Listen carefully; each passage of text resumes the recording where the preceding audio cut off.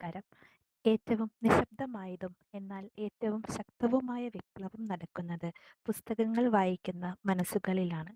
Moothakunnam SNM training കോളേജിലെ literary ക്ലബ്ബും library readers ഫോറവും സംയുക്തമായി സംഘടിപ്പിക്കുന്ന പ്രതിവാര പുസ്തക നിരൂപണമാണ് വ്യാഴാഴ്ച വായനാഴ്ച. പുസ്തകങ്ങൾ നമ്മെ ചിന്തിപ്പിക്കുകയും ലോകത്തെ പുതിയ കാഴ്ചപ്പാടിൽ കാണാൻ പഠിപ്പിക്കുകയും ചെയ്യുന്ന അത്ഭുത ശക്തിയാണ്.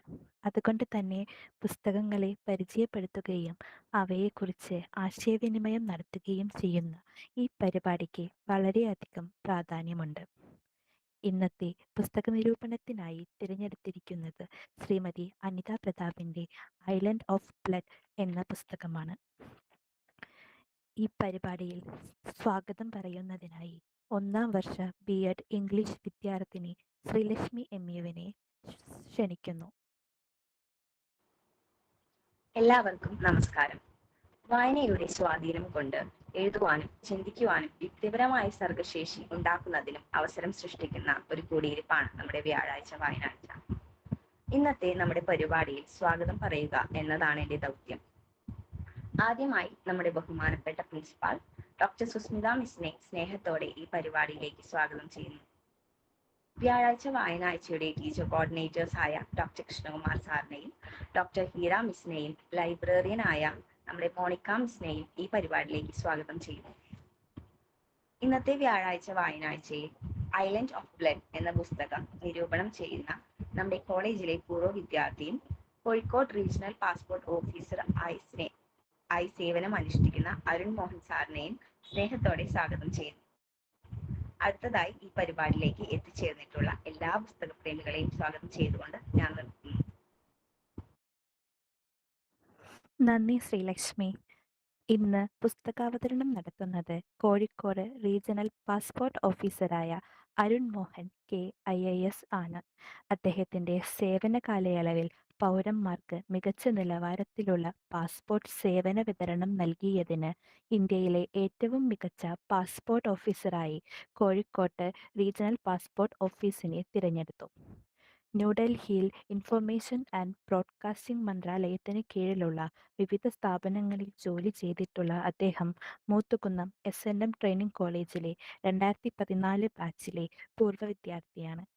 തൻ്റെ ഔദ്യോഗിക ജീവിതത്തിലും വായനയ്ക്കായി സമയം കണ്ടെത്തുന്ന അരുൺ മോഹൻ സാറിനെ പുസ്തകാവതരണത്തിനായി ബഹുമാനപൂർവ്വം ക്ഷണിക്കുന്നു.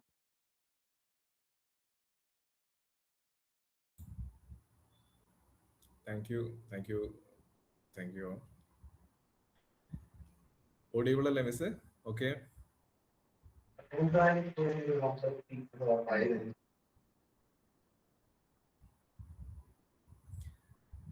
ആദ്യമായിട്ട് വളരെയധികം സന്തോഷം ഈ ഈവനിങ്ങിൽ നിങ്ങളെല്ലാവരെയും കൂടെ ഈ ഒരു പുസ്തക നിരൂപണത്തിൽ ഈ ഒരു ചർച്ചയിൽ പങ്കെടുക്കാൻ പറ്റിയതിൽ വളരെ സന്തോഷം. 2 ദിവസം മുമ്പാണ് മിസ് എൻ്റെ അടുത്ത് പറയുന്നത് ഇങ്ങനൊരു പുസ്തകം നമ്മുടെ പരിപാടിക്ക് വേണ്ടിയിട്ട് കുട്ടികൾ നിരൂപണം ചെയ്യാൻ വിളിക്കുന്നത്. അപ്പോൾ ഞാനിത് ഈ വർഷം വായിച്ച 2 പുസ്തകങ്ങൾ വായിച്ചതിൽ അവസാനം വായിച്ചു വെച്ച പുസ്തകമാണത്. ഇപ്പം നേരത്തെ പറഞ്ഞതുപോലെ ഐലൻഡ് ഓഫ് ബ്ലഡ്, അതാണ് ഈ പുസ്തകത്തിന്റെ പേര്. അനിത പ്രതാപ് എന്ന് പറയുന്ന ജേർണലിസ്റ്റിന്റെ ആദ്യത്തെ ബുക്കാണ്. 2001 പെൻഗിൻ ബുക്സ് ആണ് ഇത് പബ്ലിഷ് ചെയ്യുന്നത്. ഇതിന്റെ കവർ പേജ് നിങ്ങൾ കണ്ടിരിക്കും. വളരെ രസകരമല്ല, വളരെ ഈ കവർ പേജ് കണ്ടാൽ തന്നെ നമുക്കത് അതിൻ്റെ ഒരു പുസ്തകത്തിനെ കുറിച്ചിട്ടുള്ള ഒരു ഐഡിയ കിട്ടും. റോബർട്ട് നിക്കൽസ്ബർഗ് എന്ന് പറയുന്ന ടൈം മാഗസിന്റെ ഫോട്ടോ ജേർണലിസ്റ്റ് ശ്രീലങ്കയിൽ വെച്ച് എടുത്തിട്ടുള്ള ഒരു ഫോട്ടോ ആണത്. അതായത് ഈ പറയുന്ന തമിഴ് ലേഡിയുടെ ഹസ്ബൻഡിനെ അവിടെ സിവിൽ വാർ നടന്നുകൊണ്ടിരിക്കുമ്പോൾ അവിടുത്തെ പോലീസ് അറസ്റ്റ് ചെയ്ത് കൊണ്ടുപോകുമ്പോൾ അവരുടെ എക്സ്പ്രഷൻ, റിയാക്ഷനാണ്. കാരണം അറസ്റ്റ് ചെയ്ത് കൊണ്ടുപോകുന്ന ആള് പിന്നെ ജീവനോടെ വരില്ല അവിടെ വീട്ടിലോട്ട്. അപ്പൊ അവർക്കറിയാം അവരുടെ ഹസ്ബൻഡിന് പോകായിരിക്കും. അപ്പൊ ആ ഒരു സമയത്ത് അവരുടെ ഒരു റിയാക്ഷൻ, അവരുടെ കണ്ണുകളിൽ അതിന്റെ ഒരു ഭയം, ദൈന്യത ഒക്കെ ഉണ്ട്. അപ്പൊ ഇതിനൊരു ആപ്റ്റ് ആയിട്ടുള്ള ഒരു കവർ ചിത്രമായിട്ട് എനിക്ക് തോന്നിയിട്ടുള്ളത്. അപ്പൊ അത് ഇതിൽ പ്രധാനമായിട്ടും 1990 മുതൽ 90കളിൽ അനിതാ പ്രതാപ് നടത്തിയിട്ടുള്ള കോൺഫ്ലിക്റ്റ് സോണുകളിൽ നടത്തിയിട്ടുള്ള ജേർണലിസം അല്ലെങ്കിൽ അവരുടെ അനുഭവക്കുറിപ്പുകൾ, റിപ്പോർട്ടുകൾ ക്രോഡീകരിച്ചിട്ടാണ് ഈ പുസ്തകം ഇറങ്ങിയിട്ടുള്ളത്. അതിൽ പ്രധാനമായിട്ടും ഈ പറയുന്ന പോലെ ഐലൻഡ് ഓഫ് ബ്ലഡ്, ശ്രീലങ്കയിലുള്ള ശ്രീലങ്കൻ സിവിൽ വാറിന്റെ സമയത്ത് അവര് അവിടെ റിപ്പോർട്ട് ചെയ്തിരുന്നു. CNN വേണ്ടിയിട്ട്, ടൈം മാഗസിന് വേണ്ടിയിട്ടൊക്കെ റിപ്പോർട്ട് ചെയ്തിരുന്നു. ആ റിപ്പോർട്ടുകളുടെ ഒരു ഉള്ളടക്കമാണ് ഇതിലുള്ളത് പ്രധാനമായിട്ടും.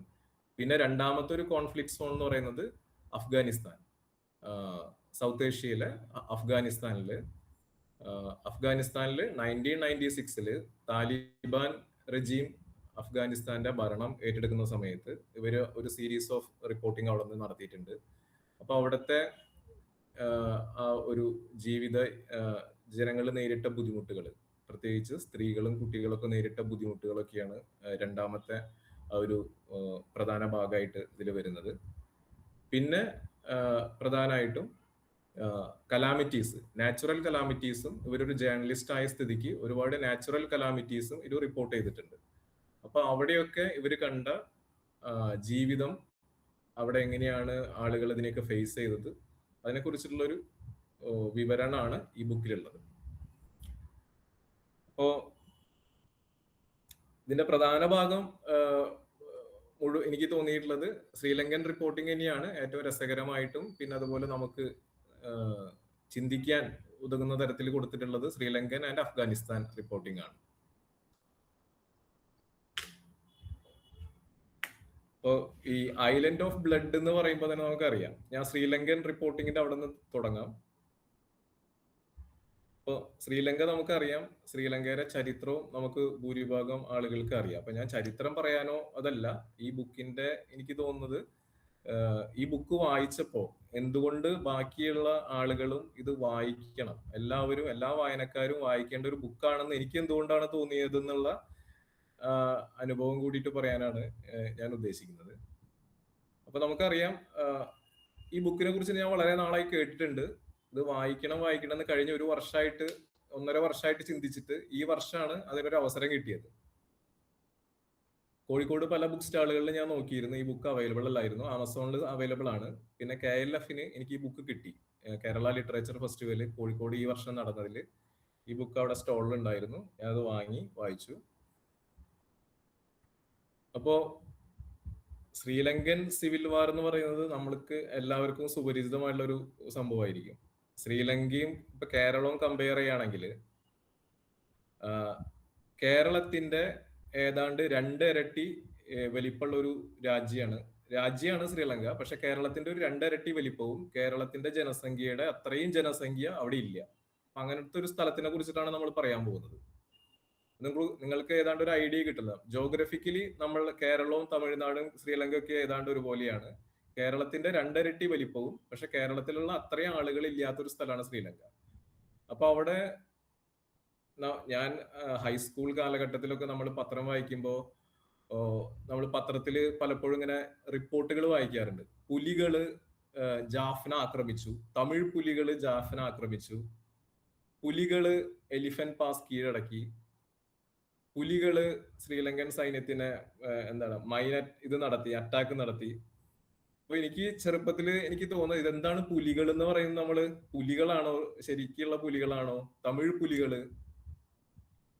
പിന്നെ ഒരു ഘട്ടം കഴിയുമ്പോഴാണ് തമിഴ് പുലികള് ഇൻസർജൻസ് ആണ്, അവരുടെ സ്വതന്ത്രമായിട്ടുള്ള ഒരു ഈലം സ്ഥാപിക്കാൻ വേണ്ടിയിട്ട് പോരാടുന്ന പോരാളികളാണെന്നൊക്കെ പിന്നെയാണ് നമ്മളത് അറിയുന്നത്. അപ്പോഴൊന്നും നമുക്കറിയില്ല ഈ ഒരു ജനത, അവിടെയുള്ള സാധാരണ സിവിലിയൻസ് ഇത്രയും വളരെ ത്യാഗപൂർണമായ, ഇത്രയും ദുരിതത്തിലൂടെയാണ് അവർ കടന്നു പോകുന്നതെന്ന് നമ്മൾ അറിയില്ല. നമ്മൾ ഈ പുസ്തകങ്ങൾ വായിച്ച് പിന്നെ വളർന്ന് നമ്മൾ കൂടുതൽ ഇതിനെക്കുറിച്ച് അറിയുമ്പോഴാണ് എത്ര ദുരിതപൂർണമായിരുന്നു അവരുടെ ജീവിതം എന്ന് അറിയാൻ പറ്റുന്നത്.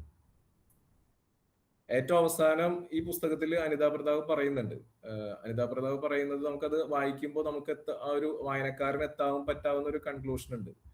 നമ്മൾ ഏതൊരു സംഭവവും അക്രമത്തിന്റെ പാതയിലൂടെ അത് നേടാൻ നോക്കിക്കഴിഞ്ഞാൽ അതൊരിക്കലും ആ ഒരു മാർഗം ജയിക്കില്ല.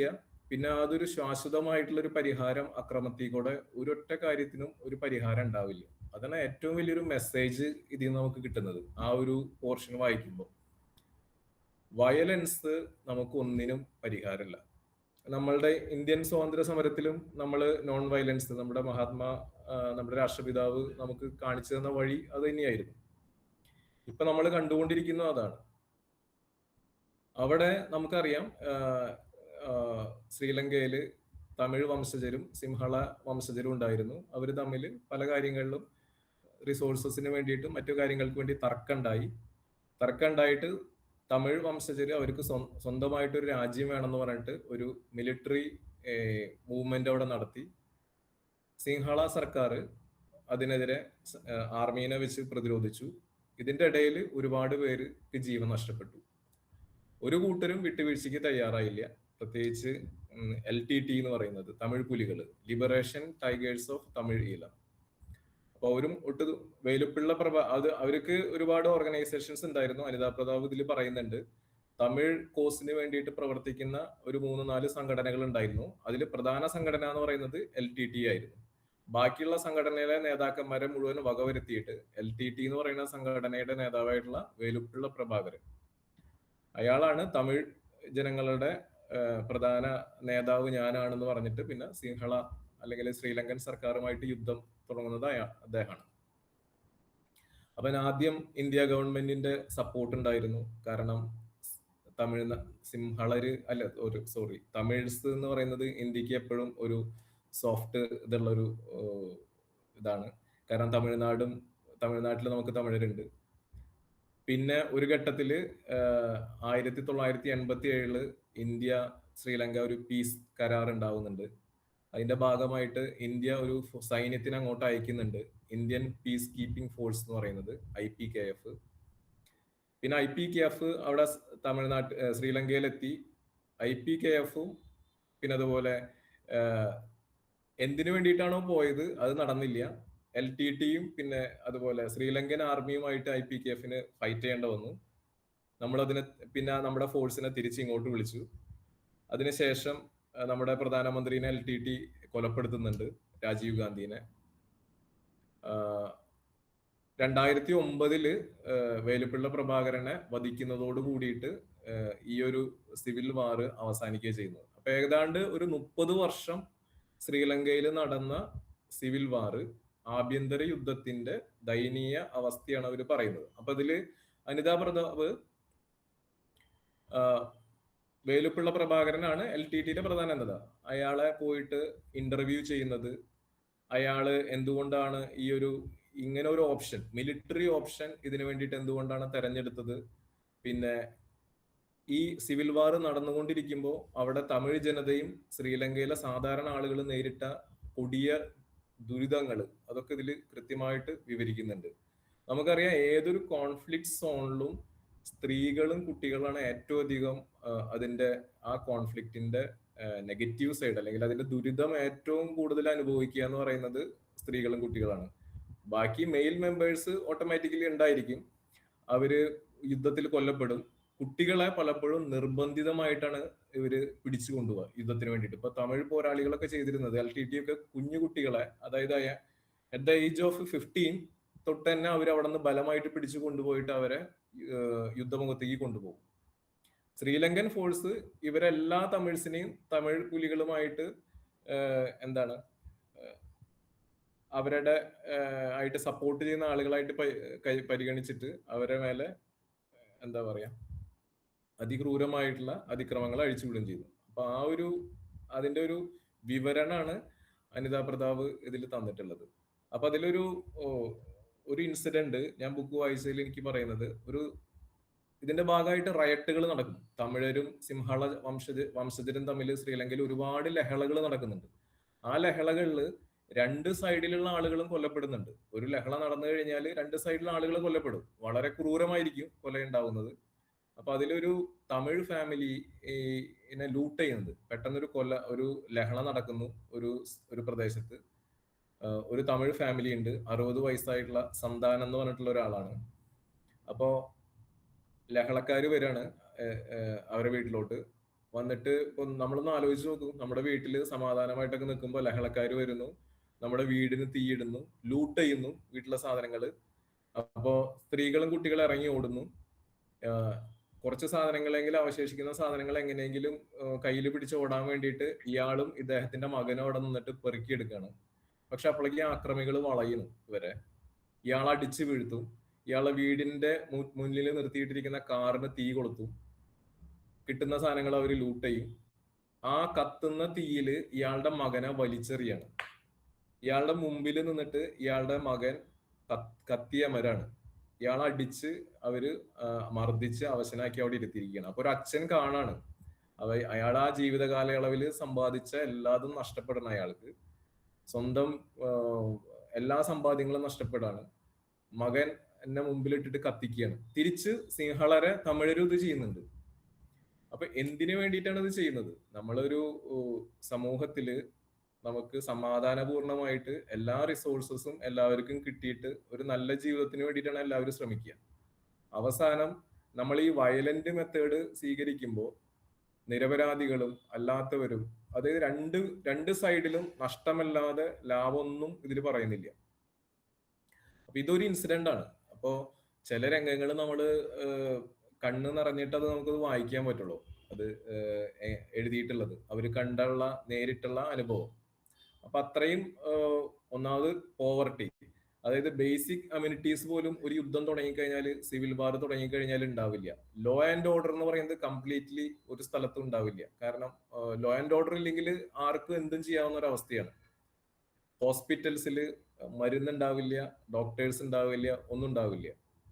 അപ്പോ അങ്ങനത്തെ ഒരു ദുരിതം പിടിച്ചൊരു കാലഘട്ടമാണ്. ഭക്ഷ്യവസ്തുക്കൾ വരില്ല. ഭക്ഷ്യവസ്തുക്കൾ വന്നില്ലെങ്കിൽ അവിടെ പട്ടിണിയായിരിക്കും. കുട്ടികൾക്ക് ഒന്നും കിട്ടാനില്ല, സ്കൂൾ വിദ്യാഭ്യാസം ഉണ്ടാവില്ല. അപ്പോ ഒരു കംപ്ലീറ്റ് അരാജകത്വം എങ്ങനെയായിരിക്കും, അതായിരിക്കും ഒരു നരകത്തിനേക്കാളും വളരെ മോശം അവസ്ഥയാണെന്നാണ് ഇവരിതിൽ പറയുന്നത്. അങ്ങനെ ഒരു കാലഘട്ടത്തിൽ കൂടിയാണ് അവര് ആ ഒരു ഇതിൽ കടന്നുപോയത്. അപ്പൊ നമ്മൾ വിചാരിക്കും എന്താണ് ഇതിന് കാരണം, എന്തുകൊണ്ടാണ് ഈ ഒരു സംഭവങ്ങൾ ഉണ്ടായതെന്ന് ഈ ബുക്കിൽ നമുക്ക് വായിക്കുമ്പോൾ അറിയാം. അതാണ് ഞാൻ ഇവിടെ പറയുന്നത്. അപ്പോൾ ഏതൊരു സമൂഹത്തിലും ഒരു വിഭാഗം ആളുകളെ നമ്മൾ അടിച്ചമർത്തിയിട്ട് ആ വിഭാഗം ആളുകൾക്ക് ഇൻജസ്റ്റിസ് കൊടുത്തു കഴിഞ്ഞാൽ, അവരുടെ അടുത്ത് ഇൻജസ്റ്റിസ് പ്രവർത്തിച്ചു കഴിഞ്ഞാൽ അവരുടെ ഇടയിൽ നിന്ന് പൊട്ടിത്തെറികൾ ഉണ്ടാവും. അത് നമുക്കറിയാം. അപ്പൊ അത് നമ്മുടെ ഭരണാധികാരികളും ബാക്കിയുള്ള എല്ലാ സമൂഹത്തിലെ എല്ലാ ആളുകളും മനസ്സിലാക്കേണ്ട കാര്യമാണ്. നമ്മൾ എല്ലാ വിഭാഗങ്ങളെയും ഒരുമിച്ച് കൊണ്ടുപോകുന്ന ഒരു ഭരണക്രമം, അങ്ങനത്തെ ഒരു വ്യവസ്ഥയാണ് നമുക്ക് നമ്മുടെ നാട്ടിൽ ഉണ്ടാവേണ്ടത്. അപ്പോ അത് ചില ആളുകൾ, ചില ലീഡേഴ്സ് അത് മുതലെടുക്കാൻ നോക്കും. അപ്പോ അല്ലെങ്കിൽ അവര് മിസ്ഗൈഡഡ് ആയി പോകും. അവർ വിചാരിക്കും അവർക്ക് പ്രതികാരം വരും. ഇപ്പൊ വേലുപ്പിള്ള പ്രഭാകരൻ ഇതിൽ പറയുന്നത്, ഈ ബുക്ക് വായിക്കുമ്പോൾ നിങ്ങൾക്ക് അറിയാം, അദ്ദേഹം എന്താണ് തമിഴ് വംശജര് അനുഭവിച്ചിരുന്ന പീഡനത്തിന് ഞാൻ പകരം ചോദിക്കുന്നു പറഞ്ഞിട്ടാണ് പുള്ളി വരുന്നത്. ഈ ഒരു ഓർഗനൈസേഷൻ ഉണ്ടാക്കിയിട്ട് ശ്രീലങ്കൻ ആർമിയായിട്ട് യുദ്ധം ചെയ്യുന്നത്. പിന്നെ ഞങ്ങൾക്ക് സ്വന്തമായിട്ടുള്ള ഒരു രാജ്യം, ആ ശ്രീലങ്കയുടെ ഉള്ളിൽ ഞങ്ങൾക്ക് സ്വന്തമായിട്ടൊരു രാജ്യം വേണമെന്ന് പറയുകയും ചെയ്യുന്നു. അതിൽ നിന്ന് ആൾ ഒരിക്കലും പിന്നോട്ട് പോകുന്നില്ല, ഒരു വിട്ടുവീഴ്ചയും ചെയ്യുന്നില്ല പുള്ളി. അപ്പോ പല ഘട്ടത്തിലും ഈ അനിതാ പ്രതാപിന്റെ ഈ ബുക്കിൽ റിപ്പോർട്ടിങ്ങിൽ നമുക്കറിയാം, ഇതൊരു സമാധാന ഉടമ്പടിയിലേക്ക് പോകുന്ന പല പല സന്ദർഭങ്ങൾ ഉണ്ടായിട്ടുണ്ട്. പക്ഷെ എന്നിരുന്നാലും ഇദ്ദേഹം ആ ഒരു ഇതിന് സമ്മതിക്കുന്നില്ല. കാരണം ഞങ്ങൾക്കിതൊരു എന്താണ് ചെറിയ വിട്ടുവീഴ്ചകളൊക്കെ ചെയ്തിട്ട് സ്വയംഭരണാധികാരം കൊടുക്കുന്ന തരത്തില് ഒക്കെയുള്ള പല സമാധാന ചർച്ചകൾ വന്നിട്ടും അവസാനം ഇതൊന്നും സ്വീകരിക്കാതെ ആള് വയലന്റ് ആയിട്ടുള്ള ആ ഒരു മാർഗത്തിൽ കൂടെ മാത്രമാണ് കടന്നു പോകുന്നത്. അവസാനം ഈ പറഞ്ഞ പോലെ അത് അയാളുടെ നാശത്തിലും ആ ഓർഗനൈസേഷന്റെ നാശത്തിലും ഒരുപാട് ആളുകളുടെ മരണത്തിലുമാണ് കൊണ്ട് അവസാനിക്കുന്നത്. ഏതാണ്ട് 100,000 പേര് അവിടെ ഈ ഒരു കോൺഫ്ലിക്റ്റിന്റെ ഭാഗമായിട്ട് കൊല്ലപ്പെട്ടു എന്നാണ് കണക്കുകൾ പറയുന്നത്. അതിനേക്കാളും കൂടുതലായിരിക്കും എപ്പോഴും. നമ്മുടെ സ്റ്റാറ്റിസ്റ്റിക്സ് പറയുന്നത് 100,000-ലധികം ആളുകൾക്ക് ജീവഹാനി, ഒരുപാട് പേർക്ക് മാരകമായിട്ടുള്ള യാതനകൾ ഒക്കെ സഹിക്കേണ്ട ഒരു സിറ്റുവേഷൻ ഇതായിട്ട് ഉണ്ടായിട്ടുണ്ട്. ഇതില് അനിതാ പ്രതാപ് വളരെ രസകരമായിട്ട് അവര് വേലുപ്പിള്ള പ്രഭാകരനെ ഇന്റർവ്യൂ ചെയ്യാൻ വേണ്ടിയിട്ട് കാടുകളിൽ കൂടെ പോകുന്നതും ഈ യുദ്ധം നടന്നുകൊണ്ടിരിക്കുമ്പോൾ ഇന്റർവ്യൂ ചെയ്യുന്നതും എങ്ങനെയാണ് അവർ LTT എങ്ങനെ സർവൈവ് ചെയ്തിരുന്നു, അവരുടെ പോരാട്ട വീര്യം എങ്ങനെയുണ്ടെന്നൊക്കെ ഈ ബുക്കിൽ വളരെ കൃത്യമായിട്ട് പറയുന്നുണ്ട്, രസകരമായിട്ട് പറയുന്നുണ്ട്. പിന്നെ മറ്റുള്ള തീവ്രവാദ ഗറില്ല സംഘടനകളിൽ നിന്ന് അവരെ വ്യത്യസ്തമാക്കുന്ന ചില ഘടകങ്ങൾ കൂടിയിട്ടൊക്കെ ഈ ബുക്കിൽ പറയുന്നുണ്ട്. അതിലെനിക്കൊരു ഇൻസിഡന്റ് ഓർമ്മ വന്നത്, ഈ LTT ക്യാമ്പിൽ അനിതാ പ്രതാപ് താമസിക്കുന്ന ഒരു രംഗം പറയുന്നുണ്ട്. അപ്പൊ ഒരു വേലുപ്പിള്ള പ്രഭാകരനെ ഇന്റർവ്യൂ ചെയ്യാൻ പോകുന്ന സമയത്ത് പല പല സ്ഥലങ്ങളിൽ കൂടെ, ലൊക്കേഷനിൽ കൂടെ നടന്നും പല ദിവസങ്ങളായിട്ട് എടുത്തിട്ടാണ് ഇയാളുടെ ഈ സംഘത്തിലോട്ട് പോകുന്നത്. അപ്പൊ LTT കേഡറുകളാണ് ഇവരെ കൊണ്ടുപോകുന്നത്. അപ്പൊ ഇവരെ കൊണ്ടുപോകുമ്പോൾ LTT കേഡറുകൾ കൂടെ ഇവർ താമസിക്കുന്നു. ഇവർക്ക് ഒരു തവണ അവരുള്ള സ്ഥലത്ത് ഒരു കുളിക്കേണ്ട ഒരു സാഹചര്യം വന്നു. ബാത്റൂം ഒന്നും ഇല്ലാത്തൊരു സ്ഥലത്ത് കുളിക്കേണ്ട സാഹചര്യം വന്നു, ഓപ്പൺ സ്ഥലത്ത്. അപ്പൊ അവര് ഒരു തുണിയുടെ കഷ്ണം അങ്ങോട്ടും ഇങ്ങോട്ടും മറച്ചു പിടിച്ചിട്ട് ഇവർക്ക് കവർ ചെയ്ത് നിന്നുകൊണ്ട് ഇവർക്ക് കുളിക്കാൻ ഒരു സൗകര്യം ഒരുക്കുക. അപ്പോ അവരൊപ്പം ഒരു രാത്രി ഉറങ്ങേണ്ട ഒരു സാഹചര്യം ഉണ്ടായിട്ടുണ്ട്. ഒരുപാട് നേരം യാത്ര ചെയ്യേണ്ടതുണ്ട്. അപ്പൊ ഇവര് പറയുന്നത് എന്താ വെച്ച് കഴിഞ്ഞാല്, ഇവര് ഡൽഹിയിൽ പല പാർട്ടികളിലും പങ്കെടുത്തിട്ടുണ്ട് നല്ല ഡ്രസ്സൊക്കെ ധരിച്ചിട്ട്. അപ്പോൾ അവിടെ ഇവർക്ക് മെയിൽസിന്റെ ബാക്കിയുള്ള ആളുകളുടെ ഭാഗത്തുനിന്ന് ഉണ്ടാക്കിയിട്ടുള്ള ഒരു അവരുടെ നോട്ടം, അല്ലെങ്കിൽ അവർക്ക് ഉണ്ടായിരുന്ന ഇൻസെക്യൂരിറ്റി LTT കേഡറുകളുടെ കൂടെ നടന്നിട്ട് അവർക്ക് ഉണ്ടായിട്ടില്ല. അവർ അത്രയും അവരുടെ ആ ഒരു കോസിന് കമ്മിറ്റഡ് ആയിരുന്നു, ഡിസിപ്ലിൻഡ് ആയിരുന്നു. അങ്ങനത്തെ ഒരു ഫോഴ്സ് ആയിരുന്നു LTT ഒക്കെ ഇവര് അങ്ങനെ അവരെ കുറിച്ചിട്ട് പറയുന്നുണ്ട്, അവരെ കുറിച്ചിട്ടുള്ള. പിന്നെ അതിനുശേഷം ഈ പ്രഭാകരനെ കുറിച്ച് പറയുന്ന സംഭവത്തില് ഞാൻ നേരത്തെ പറഞ്ഞല്ലോ, അക്രമം ഒന്നിനും പരിഹാരം ആവില്ല എന്ന് പറയുമ്പോൾ അവര് ഒന്ന് രണ്ട് സ്റ്റേറ്റ്മെന്റുകൾ അതിൽ പറയുന്നുണ്ട്. വളരെ എനിക്കത് രസകരമായിട്ട് തോന്നി. അതായത് പ്രഭാകരന് പലപ്പോഴും പ്രഭാകരൻ എന്ന് പറയുന്നത് LTTയുടെ മെയിൻ ലീഡർ വേലുപ്പിള്ള പ്രഭാകരൻ. അപ്പൊ അദ്ദേഹം പറയുന്നത്, അദ്ദേഹത്തിന് പലപ്പോഴും എന്താണ് ഒന്ന് കോംപ്രമൈസ് ചെയ്തിട്ട് അവിടെ ഒരു പൊളിറ്റിക്കൽ കൺസെൻസസ് ഉണ്ടാക്കാനുള്ള ഒരുപാട് ശ്രമങ്ങൾ പല രാജ്യങ്ങളുടെ ശ്രമത്തിലൊക്കെ നടന്നിട്ടുണ്ട്. അപ്പൊ അയാൾ പറയുന്നത്, ഞങ്ങളുടെ ആദ്യത്തെ ലക്ഷ്യം എന്ന് പറയുന്നത് എന്തായിരുന്നു, ഒരു സ്വതന്ത്ര ഈലമാണ്. അതിനുവേണ്ടി ഒരുപാട് പേര് ജീവത്യാഗം സഹിച്ചിട്ടുണ്ട്.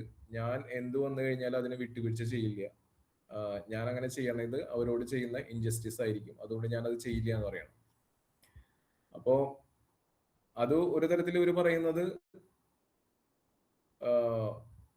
ആ ഒരു ലൈൻ അവർ യൂസ് ചെയ്യുന്നുണ്ട്, by fighting for the dead he was engineering the death of living എന്നാണ് പറയുന്നത്.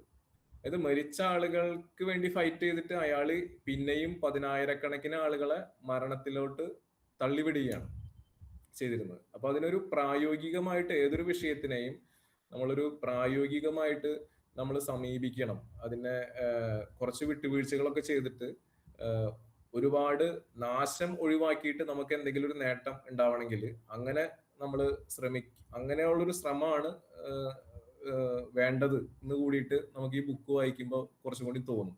കാരണം അൾട്ടിമേറ്റ്ലി അയാൾ സക്സസ് ആവണമെന്ന് വെച്ചാൽ ഓക്കെ, അവസാനം അങ്ങനെയൊന്നും ഈ ഹിസ്റ്ററിയിൽ നമുക്കറിയാം അങ്ങനെയുള്ള ഒരു സംഭവം സക്സസ് ആയിട്ടില്ല.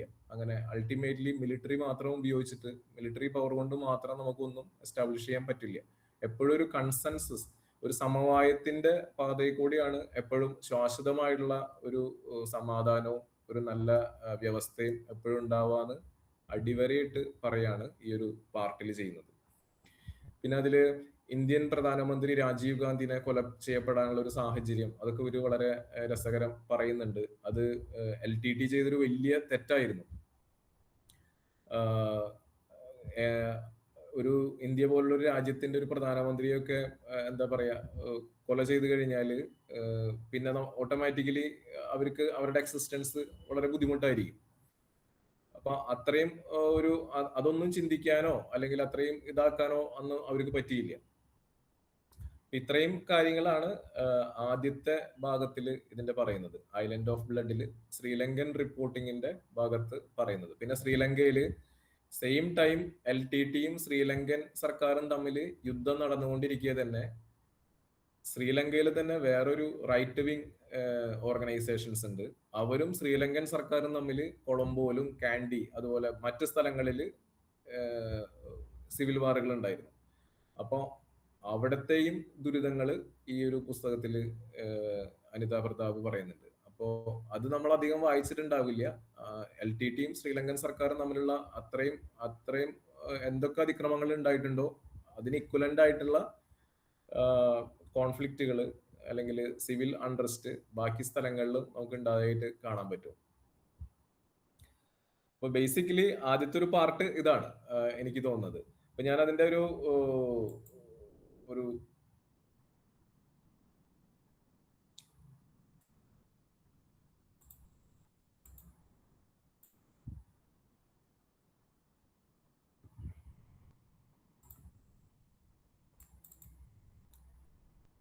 ഒരു പിക്ചർ നിങ്ങൾക്ക് കാണാൻ പറ്റുന്നുണ്ടാവും. ഈ കളർ ചെയ്ത് കാണുന്ന സ്ഥലങ്ങളാണ് LTT ഏരിയാസ് ഉണ്ടായിരുന്നത്. ബാക്കി ആ വൈറ്റ് ബാക്ക്ഗ്രൗണ്ടിൽ കാണുന്നതാണ് ശ്രീലങ്കൻ ഫോഴ്സസ് ഉണ്ടായിരുന്നത്. അപ്പോൾ ഇത്ര ഏരിയയിലായിരുന്നു ഈ ഒരു അൺട്രസ്റ്റ് ഉണ്ടായിരുന്നത്. ഈ LTT ഏരിയാസ് എന്ന് പറയുന്നത് ഇത്രയായിട്ടാണ് വരുന്നത്. അവസാനം അവർ ചുരുങ്ങി ഈ ഒരു മുല്ലൈത്തീവ് എന്ന് പറയുന്ന ഒരു ചെറിയൊരു പോയിന്റിലോട്ട് മാത്രം വന്ന് അവിടെ വെച്ചിട്ടാണ് ഇതിന്റെ ലാസ്റ്റ് കോൺഫ്ലിക്റ്റ് നടക്കുന്നത്. 2009 പ്രഭാകരനും അവസാനത്തെ ഒരു 1000 LTT കേഡേഴ്സും കൊല്ലപ്പെടുന്നതും ഒരു വൺ ആൾനാശത്തോട് കൂടിയിട്ട് ആ ഒരു ഓർഗനൈസേഷൻ അവസാനിക്കുന്നതും ഇവിടുത്തെ ഒരു ലാസ്റ്റ് ഫൈറ്റിലാണ്. മുല്ലൈത്തീവ് എന്ന് പറയുന്ന ഒരു സ്ഥലത്ത് ഒരു ഫൈറ്റില്.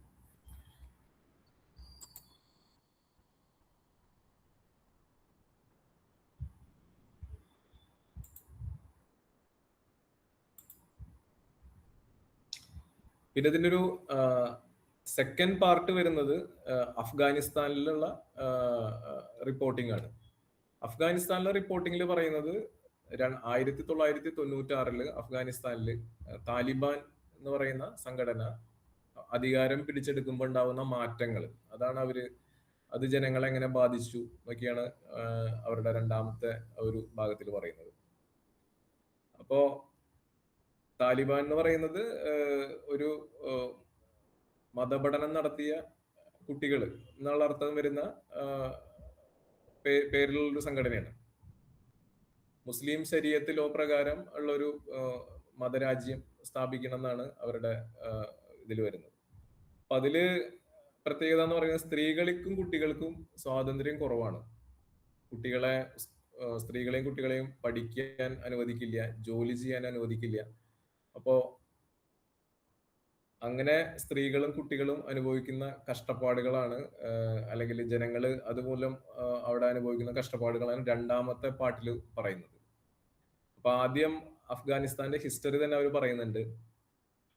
1979 സോവിയറ്റ് യൂണിയനാണ് ആദ്യം അഫ്ഗാനിസ്ഥാനിൽ ഭരണം പിടിക്കുന്നത്. അവരുടെ സഹായിക്കുന്ന ഒരു അഹമ്മദ് നജീബുള്ള എന്ന് പറയുന്ന ഒരാളെ അവിടെ പ്രധാനമന്ത്രിയായിട്ട് വെക്കുന്നു. സോവിയറ്റ് യൂണിയന്റെ ഇൻഫ്ലുവൻസ് ഉള്ളത് കൊണ്ട് അമേരിക്കയും സോവിയറ്റ് യൂണിയനും തമ്മിൽ യുദ്ധം നടക്കുന്ന സമയമാണ്. യുദ്ധം എന്ന് പറയുന്നത് കോൾഡ് വാറിന്റെ സമയമാണ്. അപ്പൊ അമേരിക്ക കുറച്ച് ആളുകളെ ഫണ്ട് ചെയ്യുന്നു. അമേരിക്കൻ ചാര സംഘടന കുറച്ച് മുജാഹിദുകളെ ഫണ്ട് ചെയ്തിട്ട് സോവിയറ്റ് യൂണിയനെതിരെ ഫൈറ്റ് ചെയ്യിപ്പിക്കുന്നു. അതായത് റഷ്യയുടെയും US-ന്റെയും ഒരു എന്താ പറയാ അവരുടെ ബലം പരീക്ഷിക്കുന്ന ഒരു സ്ഥലമായിട്ട് അവിടെ മാറാണ്. ഇതിൽ പെട്ടുപോകുന്നത് അവിടുത്തെ സാധാരണ ജനങ്ങളാണ്. അവരാണ് ഇതിന്റെ ഈ യുദ്ധത്തിന്റെ കെടുതികളും സഹിക്കേണ്ടി വരുന്ന അവരാണ്. മുജാഹിദുകൾ വരുന്നു. മുജാഹിദുകൾ വന്നിട്ട് ഈ കാബൂൾ നഗരവും അഫ്ഗാനിസ്ഥാനും അശാന്താവുന്നു. അതിനുശേഷം മുജാഹിദുകൾക്ക് അവരുടെ അടുത്ത് സോവിയറ്റ് യൂണിയൻ ഏതാണ്ട് തോറ്റു പിന്മാറുന്നു. സോവിയറ്റ് യൂണിയൻ തോറ്റു പിന്മാറുന്നതോട് കൂടിയിട്ട് മുജാഹിദുകളുടെ കയ്യിലായി.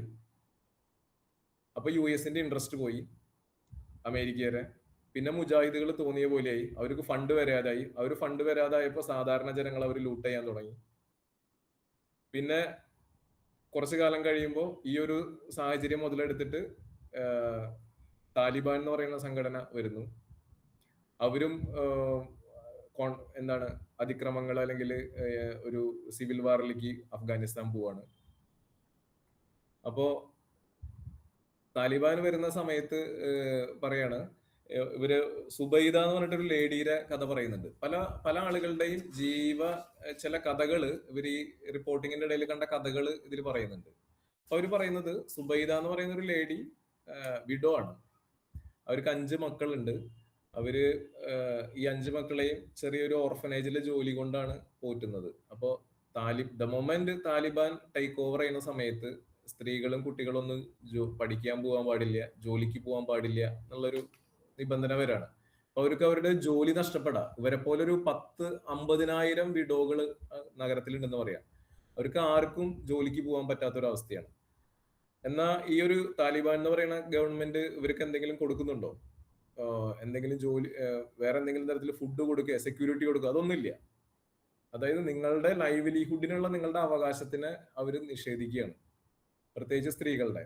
അതുപോലെ പഠിക്കാനുള്ള അവകാശത്തിനെ അത് നിഷേധിക്കുകയാണ്. അവർക്ക് ഫുഡില്ല, സെക്യൂരിറ്റി ഇല്ല. ഇനി ഇതിന് ഘടകവിരുദ്ധമായിട്ട് പ്രവർത്തിച്ചു കഴിഞ്ഞാൽ ഇവരെ പബ്ലിക്കായിട്ട് കല്ലെറിഞ്ഞ് കൊല്ലും. അതാണ് രീതി. അപ്പൊ നമുക്കത് ഇവിടെ ഇരുന്നിട്ട് ആലോചിക്കുമ്പോൾ അത്ര അതിന്റെ ഭീകരത മനസ്സിലാവില്ല. നമ്മളത് വായിക്കുമ്പോൾ ഈ അവിടെയുള്ള ആളുകൾ അനുഭവിച്ച ഈ ദുരിതം, ഇതൊന്നും അധികം കാലം ആയിട്ടില്ല എന്നുള്ളതാണ്, ഇപ്പോഴും നടന്നുകൊണ്ടിരിക്കുകയാണ്. അപ്പോ അങ്ങനെ ആലോചിക്കുമ്പോൾ നമ്മൾ വിചാരിക്കും നമ്മൾ എത്രയും നല്ലൊരു സംവിധാനത്തിലാണ്, ഭരണ സംവിധാനത്തിലാണ് നമ്മളൊക്കെ ബ്ലെസ്ഡ്, എത്രയോ ബ്ലെസ്ഡ് ആണെന്ന് നമ്മൾ ഈ ബുക്ക് വായിക്കുമ്പോൾ ആലോചിക്കും. നേരത്തെ ശ്രീലങ്കൻ കോൺഫ്ലിക്റ്റ് വായിച്ചപ്പോൾ നമ്മൾ ആലോചിക്കും നമുക്ക് ഇത്രയും സ്റ്റേബിൾ ആയിട്ടുള്ള, ഇത്രയും ലോ ആൻഡ് ഓർഡർ ഒക്കെ ഉള്ള ഒരു സംവിധാനം, ഭരണ സംവിധാനം നമുക്കുണ്ട്. നല്ല സൈന്യമുണ്ട് നമ്മളെ സംരക്ഷിക്കാൻ, എല്ലാ സംവിധാനങ്ങളുണ്ട്, നമുക്ക് സ്വാതന്ത്ര്യമുണ്ട്, ഇഷ്ടമുള്ള ജോലി ചെയ്യാൻ, സംസാരിക്കാൻ, ആളുകളെ കാണാൻ, എവിടെയും സഞ്ചരിക്കാൻ. അപ്പൊ ഇത്രയും ഉള്ള ഒരു ജനാധിപത്യ രാജ്യത്ത് നമ്മൾ ജീവിക്കുന്നതിൽ നമുക്ക് വളരെയധികം എന്താ പറയാ, അതിന്റെ ഒരു ആ ഒരു പ്രിവിലേജ് നമുക്ക് ഇതൊക്കെ വായിക്കുമ്പോഴാണ് മനസ്സിലാവുക. അതോടൊപ്പം ഈ ഒരു സംവിധാനത്തിനെ എങ്ങനെ നമ്മൾ കണ്ണിലെ കൃഷ്ണമണി പോലെ കാത്തു സംരക്ഷിക്കണം ഈ ഒരു സംവിധാനത്തിനെ. ഇതൊരിക്കലും ഈ ഒരു സംവിധാനം ജീർണിക്കാനോ, ഈ ഒരു സിസ്റ്റം, നമുക്കുള്ള ഈ ഒരു സംവിധാനം, ഈ ഒരു വ്യവസ്ഥ തകരാനോ നമ്മൾ ഒരിക്കലും അനുവദിക്കരുതെന്നും കൂടി നമുക്ക് ഇത് വായിക്കുമ്പോൾ നമുക്ക് മനസ്സിലാവും. അപ്പൊ ഞാനിവിടെ ഐക്യരാഷ്ട്ര സംഘടനയുടെ വെബ്സൈറ്റിൽ നിന്ന് താലിബാൻ വരുന്നതിന് മുമ്പും താലിബാൻ വന്നതിന് ശേഷവും ഉള്ള സ്ത്രീകളുടെ ഒരു ഫോട്ടോ ഷെയർ ചെയ്യാം. ആ ഫോട്ടോ കാണുമ്പോൾ നിങ്ങൾക്ക് അറിയാം എന്താണ് ഡിഫറൻസ്. വേറെ ഒന്നും പറയേണ്ട കാര്യമില്ല. അപ്പോ ആ ഒരു വെബ്സൈറ്റിൽ നിന്ന് ഞാൻ അത് കാണിക്കാം.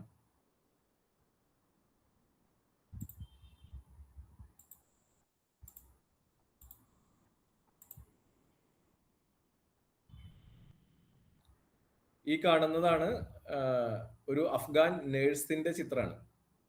1960 എടുത്തതാണ്.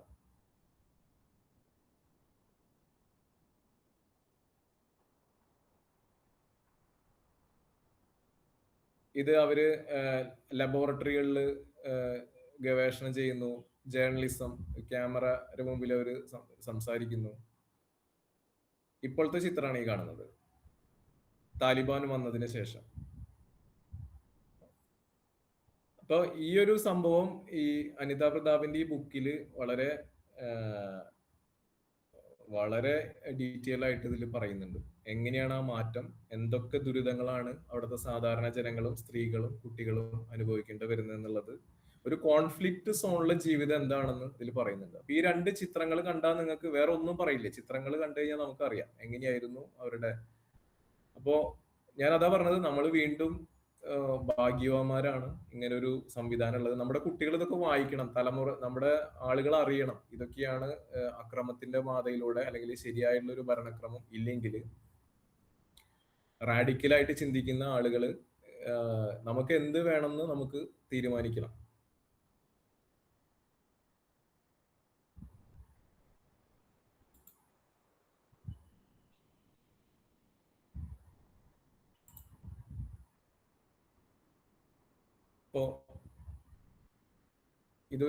അപ്പോ അഫ്ഗാനിസ്ഥാൻ ആയിട്ട് ബന്ധപ്പെട്ട അവരുടെ റിപ്പോർട്ടിങ്ങിലൊക്കെ ഇതാണ് പറയുന്നത്. കാബൂള് എങ്ങനെയാണ് അഫ്ഗാനിലെ ജനങ്ങള് ആ ഒരു കോൺഫ്ലിക്റ്റ് സോണിൽ അതിനെ ബുദ്ധിമുട്ടി സർവൈവ് ചെയ്തെന്നൊക്കെ അതിൽ പറയുന്നുണ്ട്. പിന്നെ അടുത്ത ഭാഗം എന്ന് പറയുന്നത് ഇതിന്റെ അടുത്തൊരു ഘട്ടം എന്ന് പറയുന്നത് നാച്ചുറൽ കലാമിറ്റീസ് ആണ്. അപ്പോൾ അത് നമുക്കൊന്നും ചെയ്യാൻ പറ്റില്ല. ഇതൊക്കെ നമ്മളുടേതായ പ്രശ്നങ്ങൾ കൊണ്ട് ഉണ്ടാവുന്നതാണ്. അപ്പോൾ ഞാനിത് പറയുമ്പോൾ ഇതിനൊരു കാലിക പ്രസക്തി എന്ന് പറയുന്നത് ഇത്തരം സംഭവങ്ങൾ ഇപ്പോഴും നടന്നുകൊണ്ടിരിക്കുകയാണ്. ഇപ്പൊ അഫ്ഗാനിസ്ഥാനിൽ ഇപ്പോഴും സിറ്റുവേഷൻ സെയിം തന്നെയാണ്, മോർ ഓർ ലെസ്. അതിൽ വേറെ വ്യത്യാസങ്ങളൊന്നുമില്ല. ഇപ്പോഴും താലിബാൻ ഗവൺമെന്റ് തന്നെയാണ് അവിടെ ഉള്ളത്, നമുക്കറിയാം ഹിസ്റ്ററി. ശ്രീലങ്കയിൽ സ്ഥിതിഗതികൾ വളരെ ശാന്തമായി. ഇപ്പോ നല്ല രീതിയിലാണ് അവിടെ കാര്യങ്ങൾ പോകുന്നത്. ഇപ്പോ അങ്ങനത്തെ ഒരു സിവിൽ അൺറസ്റ്റ് ഒന്നും ഇല്ല. നമ്മൾ പത്രങ്ങളിൽ വായിക്കുന്നുണ്ടല്ലോ, ഇപ്പൊ ഇന്ത്യയിൽ മണിപ്പൂരിൽ എന്താ സംഭവിക്കുന്നത്. ഇപ്പോ നമ്മൾ ഈ പറയുന്ന ഈ മൊമെന്റില് മണിപ്പൂർ എന്ന് പറയുന്ന സംസ്ഥാനത്ത് കുക്കി വംശജരും മെയ്തൈ വംശജരും തമ്മിൽ യുദ്ധമാണ്, വംശീയ കലാപമാണ് അവിടെ. സെയിം ഇപ്പൊ ശ്രീലങ്കയിൽ നമ്മൾ കണ്ടുകൊണ്ടിരുന്ന അതേ സംഭവം നമ്മുടെ സ്വന്തം രാജ്യത്ത് ഒരു സംസ്ഥാനത്ത് നടന്നുകൊണ്ടിരിക്കുക. അതായത് കുക്കി ജനങ്ങൾ താമസിക്കുന്ന ആളുകളുടെ വീടിന് പോയി തീയിടുക, അവിടെയുള്ള ആളുകളെ കൊലപ്പെടുത്തുക, തീ വെക്കുക. നേരെ മറിച്ച് കുക്കിക്കാര് മെയ്തൈ എന്ന് പറയുന്ന ആളുകൾ താമസിക്കുന്ന സ്ഥലത്ത് പോയിട്ട് അവരെ സ്ത്രീകളെ ഉപദ്രവിക്കുക, റേപ്പ് ചെയ്യുക, കൊല ചെയ്യുക, കത്തിക്കുക. നേരെ തിരിച്ച് ഇവരും ചെയ്യുക. എന്തിനു വേണ്ടിയാണ് ചെയ്യുന്നത്? ഈ രാജ്യത്ത് സമാധാനമായിട്ട് ജീവിക്കാൻ പറ്റും, അവർക്ക് സ്വന്തമായിട്ടുള്ള എന്താണ് രാജ്യം വേണം. അങ്ങനെ ഒരു പ്രായോഗികമല്ലാത്ത ഓരോ ആവശ്യങ്ങൾ ഉന്നയിച്ചിട്ട് വെറുതെ അക്രമത്തിന്റെ പാതയിലൂടെ പോവാണ്. ഒരുപാട് എഫേർട്ടുകൾ നമ്മുടെ കേന്ദ്ര ഗവൺമെന്റ് നടത്തുന്നുണ്ട്. പക്ഷെ എന്നിരുന്നാലും അതൊന്നും ഫലവത്താവുന്നില്ല. അപ്പോ അതൊക്കെ നമ്മുടെ ജനങ്ങൾ ചിന്തിക്കേണ്ട ഒരു, അല്ലെങ്കിൽ നമ്മുടെ ഒരു സമൂഹം ഇത് അൾട്ടിമേറ്റ്ലി നമ്മൾ ഈ ഒരു ചെറിയ ലൈഫ് ടൈമിൽ ഈ ഭൂമിയിൽ ജീവിച്ചു പോകുമ്പോൾ ഇങ്ങനെ നരകപൂർണമായിട്ട് ജീവിച്ചു പോണോ അല്ലെങ്കിൽ നല്ല രീതിയിൽ പോണോ എന്ന് നമുക്ക് തീരുമാനിക്കണം. അത് പറ്റണം. അപ്പോ ഈ സംഭവങ്ങൾ നമ്മൾ കാണുമ്പോൾ ഈ കാര്യങ്ങളൊക്കെയാണ് ഓർക്കുക. അതായത് ഇത്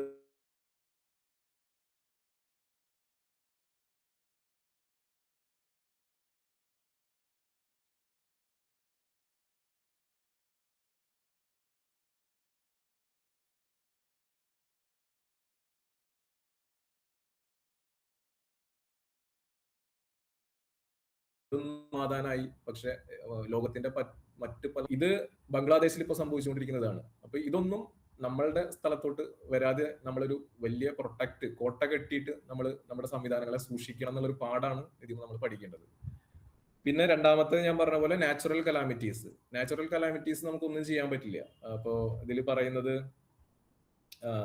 ഉജന്തിയ എന്ന് പറഞ്ഞിട്ടുള്ള ഒരു ചുഴലിക്കാറ്റ് ബംഗ്ലാദേശിൽ അടിച്ചിട്ട് അവിടുത്തെ ഒരു ദ്വീപ്, ഉജന്തിയ എന്ന് പറഞ്ഞ ഒരു ദ്വീപ് മുഴുവൻ വാഷ് ഔട്ടായി പോയിരുന്ന ഒരു ചിത്രമാണ് അവർ പറയുന്നത്. അതായത് അവിടുത്തെ ജനങ്ങൾ എന്തുമാത്രം, അതായത് അവര് ഉണ്ടാക്കിയ എല്ലാ കൃഷിയും മറ്റു സംഭവങ്ങളും ഒക്കെ ചുഴലിക്കാറ്റിൽ നഷ്ടപ്പെടാണ്. ഭരണ സംവിധാനങ്ങള് അവർക്ക് വേണ്ട സഹായം എത്തിക്കാൻ പരാജയപ്പെടാണ്. കുട്ടികളും സ്ത്രീകളും ബാക്കിയുള്ള എല്ലാവരും പട്ടിണി കിടക്കുകയാണ്. അപ്പോ ഒരു നാച്ചുറൽ കലാമിറ്റി വരുമ്പോൾ അതുവരെ ഒരു സുപ്രഭാതത്തിൽ നമുക്ക് എല്ലാതും ഉണ്ടായിരുന്നു, ഒറ്റ സമയം കൊണ്ടാണ് ഇത് മുഴുവൻ ഇല്ലാതാവുക. ലത്തൂരിൽ ഉണ്ടായ ഭൂകമ്പം ഒരു പറയുന്നുണ്ട്. 1993 ഇവിടെ മഹാരാഷ്ട്രയിൽ നമുക്കൊരു ഭൂകമ്പം ഉണ്ടായിട്ടുണ്ട് ലത്തൂരിൽ.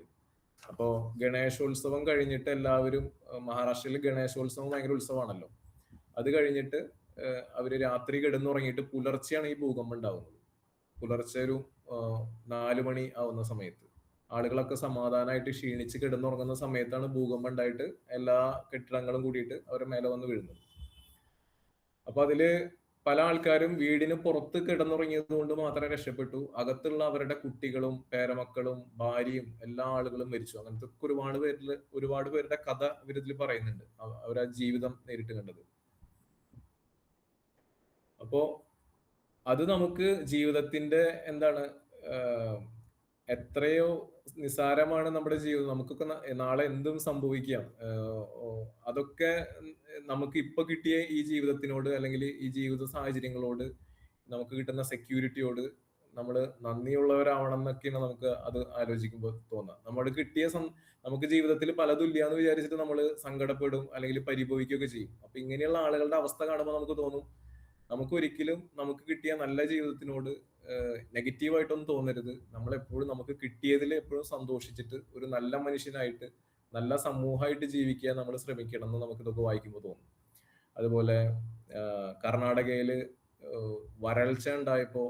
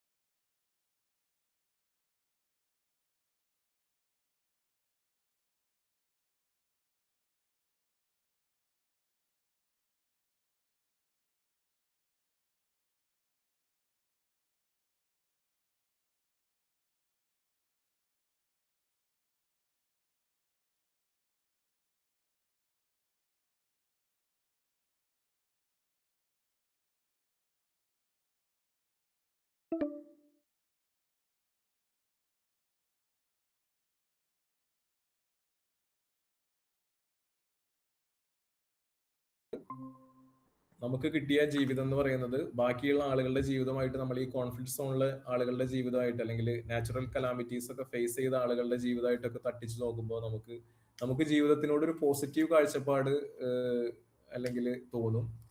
നല്ല മനുഷ്യരായിട്ട് ജീവിക്കാൻ തോന്നും. നമുക്ക് കിട്ടിയ സൗകര്യങ്ങളിൽ സംതൃപ്തമായിട്ട് അതിനെ കുറച്ചും കൂടി നല്ല രീതിയിൽ കൊണ്ടു നടക്കാനൊക്കെ വേണ്ടിയിട്ട് നമുക്ക് ഒരു പ്രചോദനം ഈ ബുക്ക് തരും. അപ്പൊ ഇത്രയും ആണ് ഈ ബുക്ക് ഉള്ളത്. എന്തായി കഴിഞ്ഞാലും എല്ലാവരും വായിക്കേണ്ട ബുക്കാണ്. പ്രത്യേകിച്ച് നമ്മൾ യങ്സ്റ്റേഴ്സ് ഒക്കെ വായിച്ചിരിക്കേണ്ട ഒരു ബുക്കാണ്.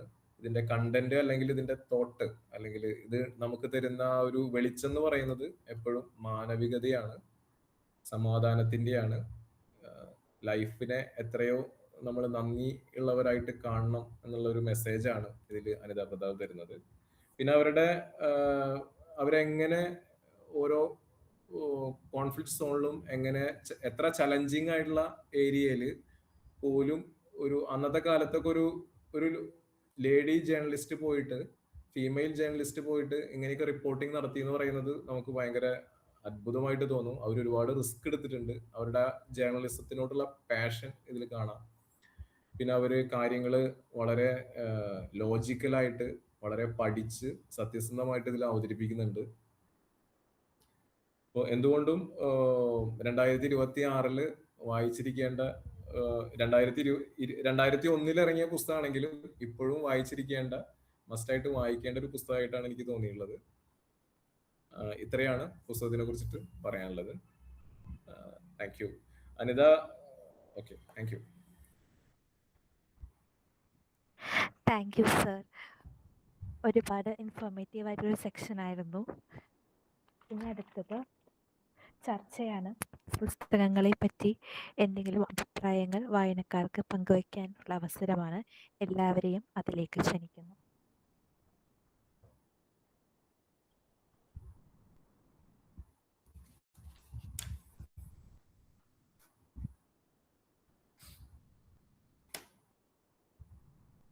അരുൺ,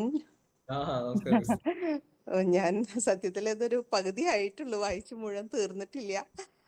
അപ്പോ അതൊരു വിഷമമുണ്ട്. എന്നാലും അതിനൊരു എന്താ പറയാ, വളരെ വിശദമായിട്ട് തന്നെ അരുൺ ഇതിന്റെ ഞാനൊരു 10-20 മിനിറ്റ് പ്രതീക്ഷിച്ചു. പക്ഷെ ഒരു മണിക്കൂറോളം എടുത്ത് അതിൽ നിന്ന് ഇന്നത്തെ എക്സിസ്റ്റിംഗ് ഒരു വിഷയങ്ങളിലേക്കും ഒക്കെ വളരെ ഭംഗിയായി തന്നെ അരുണയിലേക്ക് കൊണ്ടെത്തിച്ചിട്ടുണ്ട്. പിന്നെ ഇതില് എനിക്ക് തോന്നിയത് ഈ ഒരു പുസ്തകത്തില് അതിന്റെ ഒരു ടൈറ്റില് വളരെ ഗ്രിപ്പിംഗ് ആയിട്ട് ഫീൽ ചെയ്തു.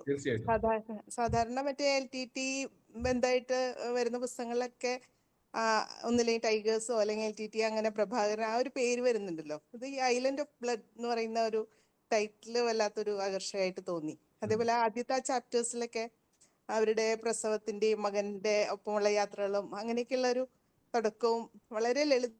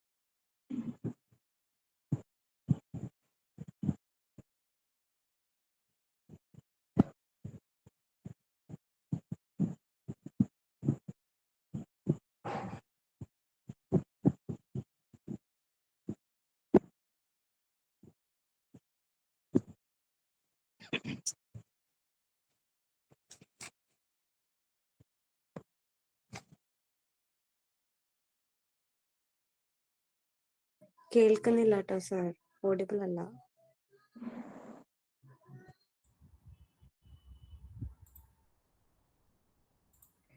സോറി, ഞാൻ തന്നെ പറയേണ്ട വരും അത്. ഞാൻ പറയാം. ഞാൻ ജസ്റ്റ് അല്ലെങ്കിൽ വോയിസ് മാത്രം വേണമെങ്കിൽ ഒന്ന് കേൾപ്പിക്കാൻ വേണമെങ്കിൽ അത് എന്തോ അത് മാത്രമായിട്ട് കിട്ടുന്നില്ല അല്ലെ? കിട്ടുന്നില്ലേ? അതില് ഇവരെ അനിതാ പ്രതാപ് ഇദ്ദേഹം പറഞ്ഞതുപോലെ പ്രഭാകരനെ ആദ്യമായിട്ട് കാണുന്നത് ചെന്നൈയിൽ വെച്ചിട്ടാണ് പ്രഭാകരനെ കാണുന്നത്. അപ്പൊ ചെന്നൈയിൽ പ്രഭാകരനെ ഈ തമിഴ് പുലികളുടെ ഒരു സേഫ് ഹെവൻ ഉണ്ട്, അവിടെ ഒരു സേഫ് ഹൗസ്. അപ്പൊ അവിടെ ഇദ്ദേഹത്തിനെ കാണാൻ അപ്പോയിന്റ്മെന്റ് എടുത്തിട്ട് വെയിറ്റ് ചെയ്യാണ് അനിതാ പ്രതാപ്. വെയിറ്റ് ചെയ്യുമ്പോൾ ആദ്യം LTT കേഡറുകൾ വന്നിട്ട് അവരെ കുറിച്ചിട്ടുള്ള LTTനെ കുറിച്ചുള്ള ഡോക്യുമെന്ററീസ് ഒക്കെ കാണിക്കുന്നുണ്ട്. ഇവരെ ആദ്യം ഒരു ബിൽഡപ്പിന് വേണ്ടിയിട്ട്, പ്രഭാകരനെ കാണിക്കുന്നതിന് മുമ്പായിട്ട് ഒരു ബിൽഡപ്പ് കൊടുക്കാൻ വേണ്ടിയിട്ട്. അപ്പൊ അതിൽ ഇയാള് വളരെ മിലിറ്ററി ഫാറ്റിക്കില് ഡ്രസ്സിലൊക്കെ വന്ന് നിൽക്കുന്നത്, പിന്നെ വളരെ അയാളുടെ കട്ട മീശ ഒക്കെ അവർ പറയുന്നുണ്ട്, പിന്നെ വളരെ പൗരുഷമുള്ളൊരു മുഖം, വളരെ വലിയൊരു സൈസ് ഒക്കെ തോന്നുന്ന രീതിയിൽ നല്ല വോയിസ് ഓവർ ഒക്കെ കൊടുത്തിട്ട് നിൽക്കുകയാണ്. അപ്പൊ ഇവരിതിങ്ങനെ വെയിറ്റ് ചെയ്തിട്ട് അതിനുശേഷം അവര് പ്രഭാകരനെ വെയിറ്റ് ചെയ്തിരിക്കുമ്പോ ഒരാള് കടന്നു വരുന്നു എന്ന് പറയാണ്. ഒരു ബ്ലൂ ഡ്രസ് ഇട്ടിട്ട്, സാധാരണ ഒരു ട്രൗസറും പിന്നെ അതുപോലെ ഒരു ഷർട്ടും ഇട്ടിട്ട്. ഇവര് അയാളൊന്ന് നോക്കി, അയാൾക്ക് ഒരു സെക്കൻഡ് ഗ്ലാൻസ് കൊടുക്കാനുള്ള അത്രയും ഒരു അട്രാക്ഷൻ അയാൾക്ക് ഇല്ല എന്ന് പറയാം. അത്രയും ഒരു ഇത്. അയാൾ ഇവിടെ വന്നിരുന്നു, ഇവരെ കൂട്ടത്തിൽ വന്നിരുന്നു, മുമ്പില് ഒരു സൈഡിൽ വന്നിരുന്നു. അപ്പൊ അനിതാ പ്രതാപ് അവരെ ശ്രദ്ധിക്കുന്നില്ല. കുറച്ചു കഴിഞ്ഞിട്ട് ഇയാള് ശ്രദ്ധിക്കുന്നില്ല എന്ന് കണ്ടപ്പോ അനിതാ പ്രതാപിന്റെ അടുത്ത് പറയുന്നുണ്ട്, നാന്താൻ പ്രഭാകരൻ. അപ്പൊ അനിതാ പ്രതാപ് ഞെട്ടിപ്പോയി എന്നാ പറയുന്നത്. കാരണം സാധാരണ ഒരു തമിഴ് ഒരു ആളെ പോലെ, അതായത് ഒരു കൂട്ടത്തിൽ ഇറങ്ങിക്കഴിഞ്ഞാല് അയാൾ ഒരിക്കലും തിരിച്ചറിയാൻ പറ്റില്ല. അപ്പോ അവര് പറയാണ് അത്രയും ഒരു ഫെമിനൻ വോയിസ് ആണ് അയാളുടെ, അത്രയും ഗാംഭീര്യമുള്ള. അപ്പൊ ഇവര് പറയുന്നത് വെച്ചാൽ ആ ഡോക്യുമെന്ററിയിൽ ഒരിക്കലും ഇയാളുടെ ശബ്ദം കൊടുക്കാതിരിക്കാത്തതിന് കാരണം ചിലപ്പോ അത്രയും ഗാംഭീര്യമില്ല, അത്രയും സോഫ്റ്റ് സ്പോക്കൺ ആണെന്ന് പറയുന്നത്. അപ്പോ അവരങ്ങനെ കണ്ടിട്ട് അത്ഭുതപ്പെട്ടു എന്നാണ്. ഈ ഒരു മനുഷ്യനാണോ ഇത്രയും വലിയൊരു ഭീകരർ സംഘടന ഉണ്ടാക്കിയിട്ട് ഒരു ശ്രീലങ്കൻ സൈന്യത്തിനെയൊക്കെ വിറപ്പിച്ചുകൊണ്ട് അങ്ങനെ നിർത്തുന്ന അങ്ങനത്തെ ഒരു ഇമേജ് അല്ല, അങ്ങനെ ഒരു കാണുമ്പോൾ അയാൾക്ക് അങ്ങനെ ഉണ്ടായിരുന്നു. പക്ഷെ അവർ പറയുന്നുണ്ട് അതിനുശേഷം അയാളെ ഇന്റർവ്യൂ നടത്തി കഴിഞ്ഞിട്ട് ഏതാണ്ട് 1 മണിക്കൂർ അയാളായിട്ട് ഇന്റർവ്യൂ നടത്തി കഴിഞ്ഞതിന് ശേഷം ഇയാളെ കുറിച്ചിട്ട് അവർക്ക് ഭയങ്കര ഇംപ്രസീവായി. അവര് പറയുന്ന ഒരു വാക്കുണ്ട് ഇയാളെ കുറിച്ച് പറയുന്നത് പ്രഭാകരനെ കുറിച്ച് പറയുമ്പോൾ അവർ പറയുന്നതെന്ന് വെച്ച് കഴിഞ്ഞാല് there were no cobwebs in his mind എന്ന് പറയുന്നത്. വളരെ ക്ലാരിറ്റി ഓഫ് തോട്ട്സ് ഉള്ള ഒരു മനുഷ്യനായിട്ടെന്ന് പറയുന്നത്. അയാളെ കുറിച്ച് 3 വാക്കാണ് അവർ യൂസ് ചെയ്യുന്നത്. He was very sharp, clear, incisive, അങ്ങനെയാണ് പറയുന്നത്. അത്രയും ഷാർപ്പായുള്ള ഒരു മനുഷ്യനാണ്. അയാളുടെ മനസ്സിൽ യാതൊരു സന്ദേഹങ്ങളില്ല. അയാളുടെ കോസിന് വേണ്ടിയിട്ട് അയാൾ സംസാരിക്കുമ്പോൾ വളരെ ശാന്തമായിട്ട് ഒരിക്കലും മാറാത്തൊരു പ്രകൃതിയുള്ള ഒരു മനുഷ്യനായിട്ടാണ് അവരെ കാണുന്നത്. അപ്പൊ ആളുടെ ഫിസിക്കലല്ല അയാളുടെ തോട്ട്സ്. പിന്നെ അയാള് മിലിറ്ററി വേഷങ്ങളിലും മറ്റേതിലൊക്കെ പ്രത്യക്ഷപ്പെടുന്നുണ്ട്. അപ്പൊ അദ്ദേഹം പറഞ്ഞത് വളരെ ക്ലിയർ ആണ്. ആദ്യം കാണുമ്പോ നമുക്കത് തോന്നില്ല എന്ന് പറയുന്നത്.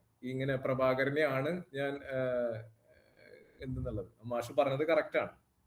അവര് ആ ബുക്കിൽ പറയുന്നുണ്ട്, ഞാൻ ഒരുപാട് സമയക്കുറവ് കാരണം ഒരുപാട് കാര്യങ്ങൾ പറയാത്തതാണ്. ഒരുപാട് കാര്യങ്ങൾ പറയുകയാണെങ്കിൽ ഒരുപാട് ഇൻട്രസ്റ്റിംഗ് ആയിട്ടുള്ള കാര്യങ്ങൾ ഇതിൽ പറയാനുണ്ട്. ഈ ഒരു പോർഷൻ മാത്രം അതുകൊണ്ടാണ് എടുത്തു പറയുന്നത്. പ്രഭാകരനെ കാണുന്ന ഒരു രംഗം ഇതാണ്. പിന്നെ ഒരിക്കലും നമ്മൾ ഇങ്ങനെയുള്ള ആളുകളെ റൊമാൻറ്റിസൈസ് ചെയ്യരുതല്ലോ. കാരണം അത് ഓക്കെ, അതാണ്. അതുപോലെ LTTനെ കുറിച്ചിട്ടും ഇതുപോലെ അവരുടെ ചില ഗുണങ്ങൾ ഇവർ എടുത്ത് പറയുന്നുണ്ട്.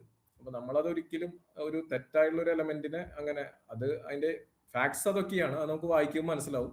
പക്ഷെ അവർ എത്രമാത്രം അവർ മിസ്ഗൈഡഡ് ആയിരുന്നു കൂടി നമുക്കിത് വായിക്കുമ്പോൾ മനസ്സിലാവും. ഇപ്പൊ നമ്മളൊരു കാലഘട്ടത്തിൽ ഇവിടെ നക്സൽ, നമുക്ക് അറിയാം, നക്സൽ മൂവ്മെന്റ്സ് ഒക്കെ ഇവിടെ ഉണ്ടായിട്ടുണ്ട്, കേരളത്തിൽ ഉണ്ടായിട്ടുണ്ട്, വെസ്റ്റ് ബംഗാളിൽ ഉണ്ടായിട്ടുണ്ട്.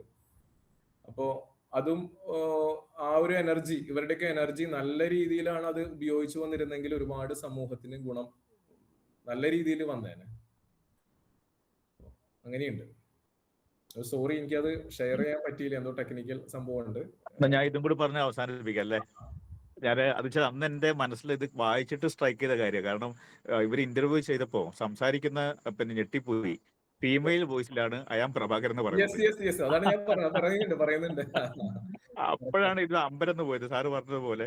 പിന്നെ വേറൊരു ദയനീയമായിട്ട് മനസ്സിന് മായാത്തൊരു പിന്നെ ഒരു ചിത്രമുള്ളത്, അന്ന് പത്രങ്ങളിൽ മൊത്തം വന്നത് പ്രഭാകരന്റെ മകനെ, നല്ല തടിച്ചു കൊഴുത്തൊരു മോനെ, ഒരു 12-13 വയസ്സൊക്കെയുള്ള തോന്നുന്നു, അതിനെ പട്ടാളക്കാർ മൊത്തം വളഞ്ഞിട്ടിട്ട് പിന്നെ പരസ്യമായിട്ട് വെടിവെച്ച് കൊല്ലുന്ന പിന്നെ ഒരു ചിത്രം നമ്മുടെ പിന്നെ പത്രങ്ങളൊക്കെ വന്നിട്ടുണ്ടായിരുന്നു. ആ കുട്ടി ഇങ്ങനെ കരയുന്നത് ഈ പിന്നെ മരിക്കാതിന് മുന്നേ. അത് പ്രഭാകരന്റെ അത് ഈ ബുക്കിൽ പറയുന്നില്ല. പ്രഭാകരന് ചാൾസ് ആന്റണി എന്ന് പറഞ്ഞിട്ടൊരു മകനുണ്ട്. അവസാനത്തെ ഫൈറ്റില് ഒരു കമാൻഡ് നിയന്ത്രിച്ചിരുന്നത് ചാൾസ് ആന്റണിയാണ്. ഇപ്പോ മാഷ് പറഞ്ഞ ആ കുട്ടിയുടെ പേര് ബാലചന്ദ്രൻ എന്ന് പറഞ്ഞിട്ട് ഒരു 12 വയസ്സുള്ള മകനുണ്ടായിരുന്നു പ്രഭാകരന്. ആ കുട്ടി ബിസ്ക്കറ്റ് ആയിട്ടിരിക്കുന്ന ചിത്രമാണ് ആദ്യം നമ്മൾ കണ്ടത് 2009 ഞാൻ ടെലിവിഷനിൽ കണ്ടത് നന്നായിട്ട് ഓർക്കുന്നുണ്ട്. ഒരു ബിസ്ക്കറ്റ് ആയിട്ട് ശ്രീലങ്കൻ ആർമി ക്യാമ്പിൽ ഇരിക്കുന്നുണ്ട് ആ കുട്ടി. ഷർട്ടൊന്നും ഇടാതെ. എന്തൊരു കുട്ടിയാണെന്ന് പറയും. കുട്ടിത്വത്തോട് കൂടിയിട്ട് നല്ല തടിച്ച് എന്താ പറയാ നല്ലൊരു ഐശ്വര്യമുള്ള ഒരു കുട്ടി. പിറ്റേന്ന് ദിവസം നമ്മൾ കാണുന്നത് മരണപ്പെട്ട് കിടക്കുന്നതാണ് പ്രഭാകരന്റെ മകൻ. അപ്പോ അയാളുടെ കുടുംബടക്കം ഇല്ലാതാവാണ്. ഒരുപാട് കുടുംബങ്ങളിൽ കുട്ടികളെ കുരുതി കൊടുത്തുള്ള ആളാണ്. അവസാനം അയാൾക്ക് സംഭവിച്ചതും അത് തന്നെയാണ്. സ്വന്തം മകൻ പിറ്റേ ദിവസം കാണുന്നത് അയാള് തലയ്ക്ക് വെടിയേറ്റ് മരിച്ചു കിടക്കുന്നതാണ്. നന്ദിക്കടൽ എന്ന് പറയുന്ന ഒരു സ്ഥലത്ത്, മുല്ലൈത്തീവിനടുത്ത് നന്ദിക്കടൽ എന്ന് പറയുന്ന ഒരു സ്ഥലത്താണ് അവസാനം ഇയാളെയും ഇയാളുടെ പ്രധാന കമാൻഡേഴ്സിനെയൊക്കെ വെടിയേറ്റിട്ട് കൊലപ്പെട്ട രീതിയിൽ കാണുന്നത് 2009. എനിക്കിപ്പോഴും ഓർമ്മയുണ്ട്. ഞാൻ അന്ന് MSc എന്തോ പഠിക്കുന്ന സമയമാണ്, ഡിഗ്രി കഴിഞ്ഞ സമയമാണ്. ദൂരദർശൻ വാർത്തയിൽ ആദ്യത്തെ ബാലകൃഷ്ണനോ അല്ലെങ്കിൽ അന്ന് തോന്നുന്നു വാർത്ത വായിക്കുന്ന അന്ന്. അപ്പോ ആദ്യം തന്നെ വേലുപ്പിള്ള പ്രഭാകരൻ കൊല്ലപ്പെട്ടു എന്ന് പറഞ്ഞിട്ട് ഇയാളുടെ ഈ ചിത്രത്തോട് കൂടിയിട്ടാണ് ആ വാർത്ത വരുന്നത്. എനിക്ക് നല്ല ഓർമ്മയുണ്ട് അത്. അപ്പൊ പറഞ്ഞത് സത്യമാണ്. ആ കുട്ടി ഈ യുദ്ധത്തിന്റെ അവസാന നാളുകളിലാണ് ഈ കുട്ടി കൊല ചെയ്യപ്പെടുന്നത്. അത് വളരെ ദൗർഭാഗ്യകരവും ദാരുണമായിട്ടുള്ള ഒരു സംഭവമായി. ഒരിക്കലും അങ്ങനെ ഉണ്ടാവാൻ പാടില്ലാത്തതായിരുന്നു. ആദ്യം ഈ കുട്ടിയുടെ ചിത്രം നമ്മൾ കാണുന്നു, ബിസ്ക്കറ്റ് ഒക്കെ പിടിച്ച് ക്യാമ്പിൽ ഇരിക്കുന്നത്, പിറ്റേ ദിവസം കൊല്ലപ്പെട്ടു എന്ന് പറഞ്ഞിട്ടാണ് കാണുന്നത്. സത്യമാണ്. ഏതായാലും പിന്നെ സാറിന് എല്ലാവിധ നന്ദിയും സ്നേഹവും അറിയിക്കുകയാണ്. ഒരു പുസ്തകം വായിച്ചില്ലെങ്കിലും പിന്നെ അഫ്ഗാനിസ്ഥാന്റെയും ശ്രീലങ്കയുടെ അന്ന് അറിഞ്ഞ മനസ്സിലാക്കിയ കാര്യങ്ങൾ ഒന്നുകൂടി മനസ്സിലൂടെ ഓടിപ്പോയതിൽ അതിന് അവസരം തന്നതിൽ നന്ദി. അതോടൊപ്പം തന്നെ ഈ കോളേജിലെ ലിറ്റററി ക്ലബിനും എല്ലാവർക്കും പിന്നെ താങ്ക്സ് പറയാണ്. കൃഷ്ണകുമാർ സാർ എങ്ങനെ പരിചയമുണ്ട്. നമ്മുടെ ടാബുലർ റാസ ആ ഗ്രൂപ്പ് ഉണ്ട് അധ്യാപകരുടെ, അപ്പൊ ഗ്രൂപ്പുള്ള പരിചയമാണ്. സാറേ ഞാൻ കോഴിക്കോടാണ്, നമുക്ക് ഒന്ന് കാണാൻ വേണമെങ്കിൽ. കോഴിക്കോടാണോ? ഓ സന്തോഷം. ഞാൻ ചേളന്നൂരാണ്. കോഴിക്കോട് എവിടെയാണ്? ചേളന്നൂർ. അടുത്താണല്ലോ, ഓഫീസിലോട്ട്. അതെ, എനിക്ക് വരേണ്ട ഒരു ആവശ്യമുണ്ട്, ഞാൻ നേരിട്ട് പറയാം. ആയിക്കോട്ടെ. ശരി കേട്ടോ. ടീച്ചേഴ്സ് എല്ലാം നമസ്കാരം ഉണ്ടേ. Hello sir, good evening. ഞാൻ ഫസ്റ്റ് ഇയർ വിദ്യാർത്ഥിനിയാണ്. ഐശ്വര്യ, ഇംഗ്ലീഷ് ഡിപ്പാർട്ട്മെന്റ് ആണ്. ഭയങ്കര എനിക്ക് ആക്ച്വലി അത് കേട്ട് കഴിഞ്ഞപ്പോൾ ഭയങ്കര ബ്ലെസ്ഡും പ്രിവിലേജ്ഡ് ആയിട്ടൊക്കെ ഫീൽ ചെയ്യാണ്. It was awesome listening to you. ഭയങ്കര എന്താ പറയാ, ഇൻഫോർമേറ്റീവ് ആയിട്ട് തോന്നി. അതേപോലെ ഈ പറഞ്ഞ പോലെ ഇത്രയും ഡീറ്റെയിൽഡ് ആയിട്ടൊരു ലൈക്ക് നമുക്ക് ഏകദേശം ഒരു ഔട്ട്ലൈൻ ആ ബുക്കിനെ പറ്റിയിട്ട് വളരെ ഭംഗിയായിട്ട് പല ഇൻസ്റ്റൻസസും കൊണ്ടുവന്നിട്ട് പറഞ്ഞ് എക്സ്പ്ലെയിൻ ചെയ്ത് തന്നു ഞങ്ങൾക്ക് എല്ലാവർക്കും. അപ്പോൾ അതിനൊരു ബിഗ് താങ്ക്സ് ആദ്യം തന്നെ. പിന്നെ എനിക്ക് തോന്നുന്നു ബുക്കിനെ പറ്റിയിട്ടുള്ള കൂടുതൽ ചോദ്യങ്ങൾ ചോദിക്കണം എന്നുണ്ടെങ്കിൽ ആ ബുക്ക് നമ്മളും കൂടി ഒന്ന് വായിച്ചിരുന്നെങ്കിൽ ഈ പറഞ്ഞ പോലെ അതുമായിട്ട് ബന്ധപ്പെട്ട ചോദ്യങ്ങൾ നമുക്ക് ചോദിക്കാനൊരു ഇത് വന്നേനെയായിരുന്നു. പക്ഷെ നമ്മളത് വായിച്ചിട്ടില്ല. അതുകൊണ്ട് ഞാൻ പേഴ്സണൽ ഒരു ക്വസ്റ്റ്യനിലിട്ട് കടക്കാണ്. അതായത് BEd നിന്ന് IAS-ലേക്കുള്ളൊരു ലൈക്ക് ഇവിടത്തെ വിദ്യാർത്ഥി ആയിരുന്നല്ലോ. അപ്പോ അതെങ്ങനെയായിരുന്നു ജേർണി, ലൈക്ക് സ്ട്രഗിൾസും അതുപോലെ അങ്ങനെയുള്ള കാര്യങ്ങളും, അല്ലെങ്കിൽ അന്നുണ്ടായിരുന്ന ഒരു വിഷൻ, ഐഡിയാസ്, അതിൽ നിന്നും എത്രത്തോളം ഇപ്പൊ ഉള്ളൊരു മാറ്റം, അതൊക്കെ ഒന്ന് ജസ്റ്റ് ഒന്ന് ഷെയർ ചെയ്യാമോ ഞങ്ങളായിട്ട്. പിന്നെ എനിക്ക് പേഴ്സണലി ഇത് ഫീൽ ചെയ്തത് എന്ന് പറഞ്ഞാൽ ഇപ്പോഴത്തെ ഒരു ജനറേഷൻ എന്തായാലും ഒരു വായിച്ചിരിക്കേണ്ട പുസ്തകമാണ് ഇത് കേട്ടപ്പോൾ തോന്നി. കാരണം ഭയങ്കര റെസിലിയൻസ് കുറവുള്ള ഒരു ജനറേഷൻ. ചലഞ്ചസ് ഒക്കെ, ചെറിയ ചലഞ്ചസ് വരുമ്പോൾ പോലും വളരെ എന്താ പറയാ, ഇനിയിപ്പോ വളരെ ഹാർഷായിട്ടുള്ള തീരുമാനങ്ങളിലേക്ക് തീരുന്ന ഒരു ജനത അത് വരുന്നു എന്നുള്ളത് ഭയങ്കര ഒരു വിഷമകരമായ യാഥാർത്ഥ്യമാണ്. അപ്പോൾ എനിക്ക് തോന്നുന്നു അങ്ങനെയുള്ള ഒരു ജനറേഷനിൽ നമ്മളെല്ലാവരും ഒന്ന് അറിഞ്ഞിരിക്കേണ്ട പുസ്തകമാണ് എന്ന് തോന്നിപ്പോയി.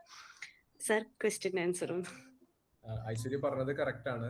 റെസിലിയൻസ് എന്ന് പറയുന്ന ഒരു ഫാക്ടർ ഉണ്ട്. അത് ഈ കോൺഫ്ലിക്റ്റ് സോണിലുള്ള ആളുകൾ ഇത് ബുക്ക് വായിക്കുമ്പോൾ നമുക്കറിയാം, അവരെ നമ്മൾ കണ്ടുപിടിക്കണം. ഇതില് അനിതാ പ്രതാപേ ഈ ബുക്കിൽ പറയുന്നുണ്ട്, ഈ ആളുകള് ഈ കോൺഫ്ലിക്റ്റ് സോണിൽ ഇതിങ്ങനെ ഫേസ് ചെയ്തിട്ട്, സാധാരണ നമുക്ക് എല്ലാതും ഇങ്ങനത്തെ വരുമ്പോൾ നമുക്ക് എന്താ വരാ, ദേഷ്യമില്ല വരാ എല്ലാറ്റിനോടും. ഒരുപാട് ദുരന്തങ്ങളൊക്കെ വരുമ്പോൾ നമുക്ക് എന്ത് ചെയ്യും, എല്ലാറ്റിനോടും ദേഷ്യമില്ല. ഈ ആളുകൾക്ക് ദേഷ്യം വരാനുള്ള എനർജി പോലും ഇല്ല എന്ന് പറയാം. ഒരു നിസ്സംഗതയാണ് അവരുടെ മുഖത്ത് കാണുന്ന പറയുന്നത്. നിസ്സംഗതയാണ്. അതായത് അതിനുള്ള ദേഷ്യം വരാനുള്ള, പ്രതികരിക്കാനുള്ള എനർജി പോലും ഈ ആളുകൾക്ക് ഇല്ലാതെ നിസ്സംഗമായുള്ള മുഖങ്ങൾ. അത് ഐശ്വര്യ ഞാൻ ഇവിടെ കണ്ടിട്ടുണ്ട്. എനിക്ക് പേഴ്സണൽ ഒരു അനുഭവം ഉള്ളത്, ഞങ്ങൾ വയനാട് മേപ്പാടിയിൽ ഉരുൾപൊട്ടൽ നടന്ന സ്ഥലത്ത് ഞാൻ പോയിട്ടുണ്ട്. ക്യാമ്പ് ഉണ്ടായിരുന്നു കഴിഞ്ഞ വർഷം. ഞാൻ ജീവിതത്തിൽ ആദ്യമായിട്ടാണ് അങ്ങനത്തെ ഒരു സ്ഥലം കാണുന്നത്. അപ്പൊ എന്റെ മുമ്പില് കുടുംബത്തില് 5 പേര് നഷ്ടപ്പെട്ട ഒരാൾ വന്ന് നിൽക്കുകയാണ്. അയാളുടെ വീട്ടിൽ ഒന്നുമില്ല. അയാൾ മാത്രമേ രക്ഷപ്പെട്ടത്. അയാൾ പുറത്ത് ജോലിക്ക് പോയതുകൊണ്ട്. അപ്പൊ അയാളുടെ മുഖത്ത് കാണുമ്പോൾ അയാൾക്ക് ഒരു വികാരമില്ല. അപ്പൊ അനിതാ പ്രതാപ് ഈ ബുക്കിൽ വായിച്ച അതേ സംഭവം, ബുക്കിൽ പറഞ്ഞ കാര്യം എനിക്ക് അന്നേരം ഓർമ്മ വന്നു. നമുക്ക് 2 ദിവസം അന്ന് വളരെ ബുദ്ധിമുട്ടായിരുന്നു വീട്ടിൽ തിരിച്ചു വന്നിട്ട് ഈ ആളുകളെ കണ്ടിട്ട്. അപ്പൊ ഞാൻ നോക്കുന്ന വെച്ചാൽ വളരെ ദൂരെയല്ല, അധികം നാളായിട്ടില്ല, നമ്മുടെ തൊട്ടടുത്ത്. നമ്മൾ എത്ര പേര് അറിഞ്ഞിട്ടുണ്ട്, ആ ഭൂമിയിൽ പോകുമ്പോൾ നമുക്ക് നമ്മുടെ കരള് പെടഞ്ഞു പോകും. അവരുടെ വീട് എങ്ങനെ ഇരിക്കുന്നു. അതായത് ഒരു രാത്രി വരെ സമാധാനമായിരുന്ന ആളുകൾ ഒരൊറ്റ സെക്കൻഡ് കൊണ്ട് ഒന്നും ഇല്ലാതായി.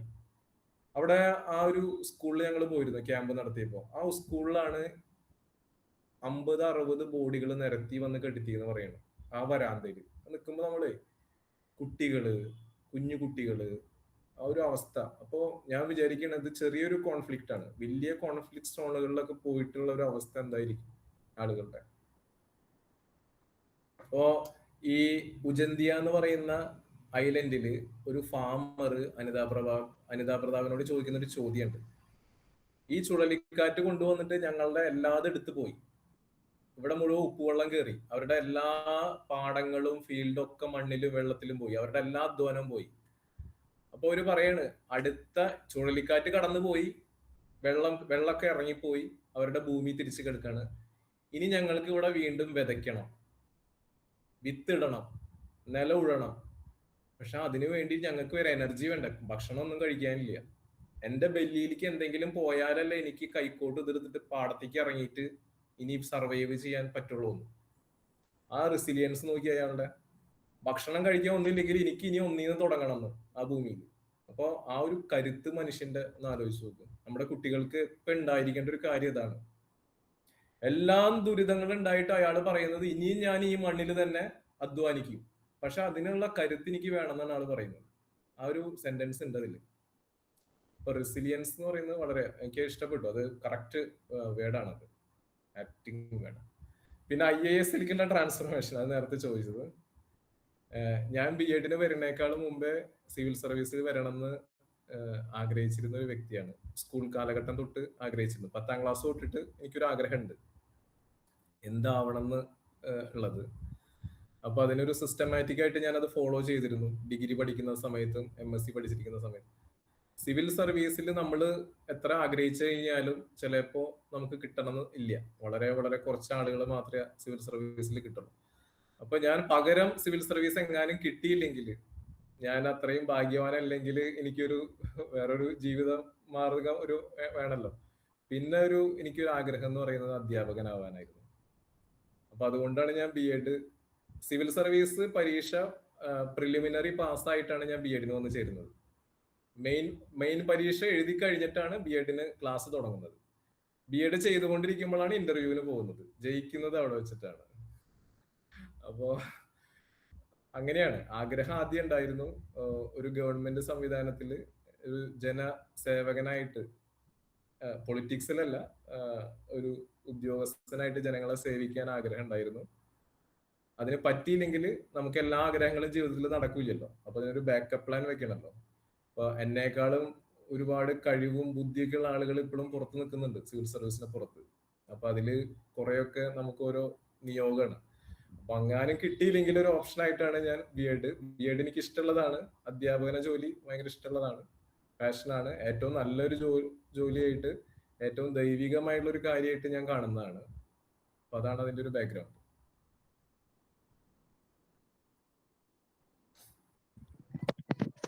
Thank you sir. ഒരു മിനിറ്റ്, കൊച്ചു വന്നു പെട്ടെന്ന്, അതാണ് പെട്ടെന്ന് ഇതായി പോയത്. ഓക്കെ, വേറെ ഒന്നുമില്ല, ഞാൻ ബ്ലാങ്ക് ആയി പോയി പെട്ടെന്ന്. ബുക്ക് എന്തായി കഴിഞ്ഞാലും വായിച്ചോളൂ. ഐലൻഡ് ഓഫ് ബ്ലഡ് എന്തായാലും നല്ല worthy reading. Yes, thank you so much. Best wishes.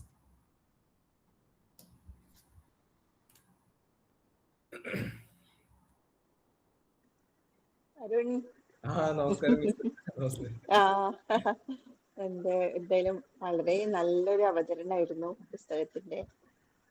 അത് കേട്ടിരിക്കുമ്പോഴാണ് നമ്മൾ ഈ പറഞ്ഞ പോലെ നമ്മൾ എത്ര ബ്ലെസ്ഡ് ആണ് ഈ രാജ്യത്തിൽ നിന്നുള്ള ഒക്കെ എല്ലാവർക്കും മനസ്സിലാകുന്നത്.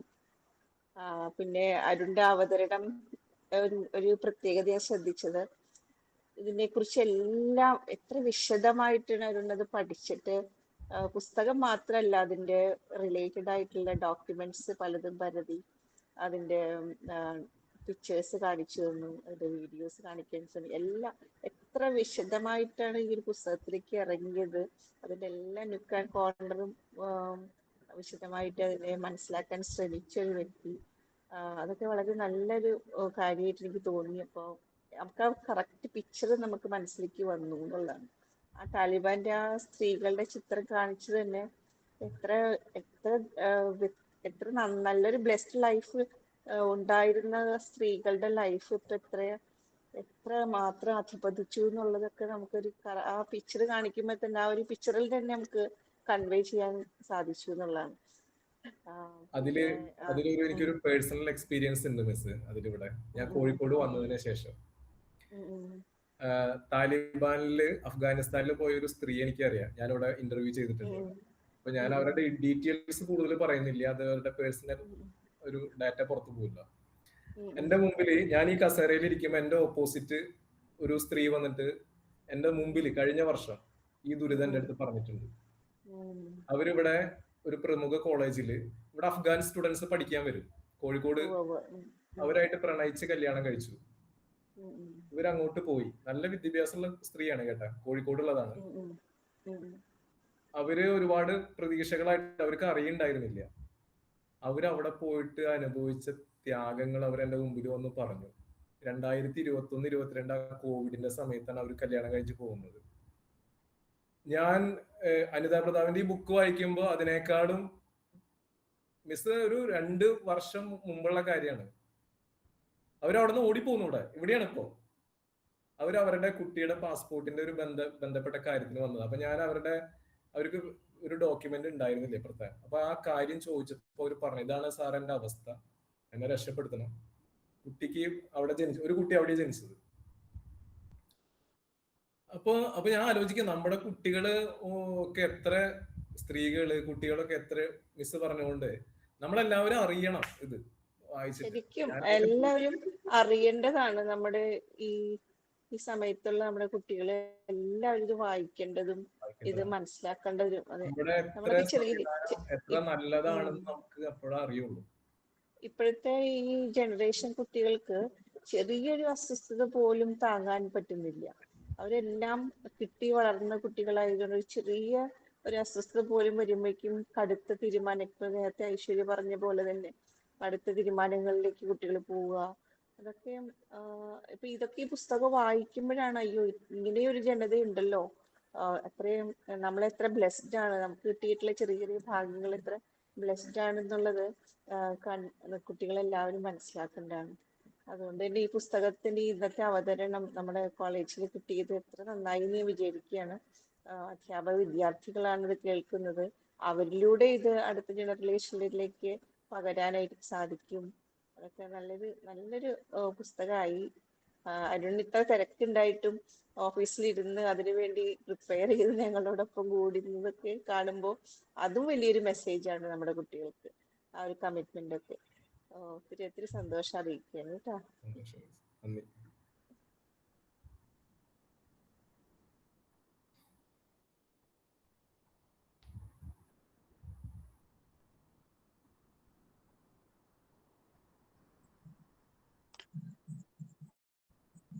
പുസ്തകം ഏറെ ചർച്ച ചെയ്യപ്പെടേണ്ടതും വായിക്കപ്പെടേണ്ടതുമായ ഒരു പുസ്തകമാണ്.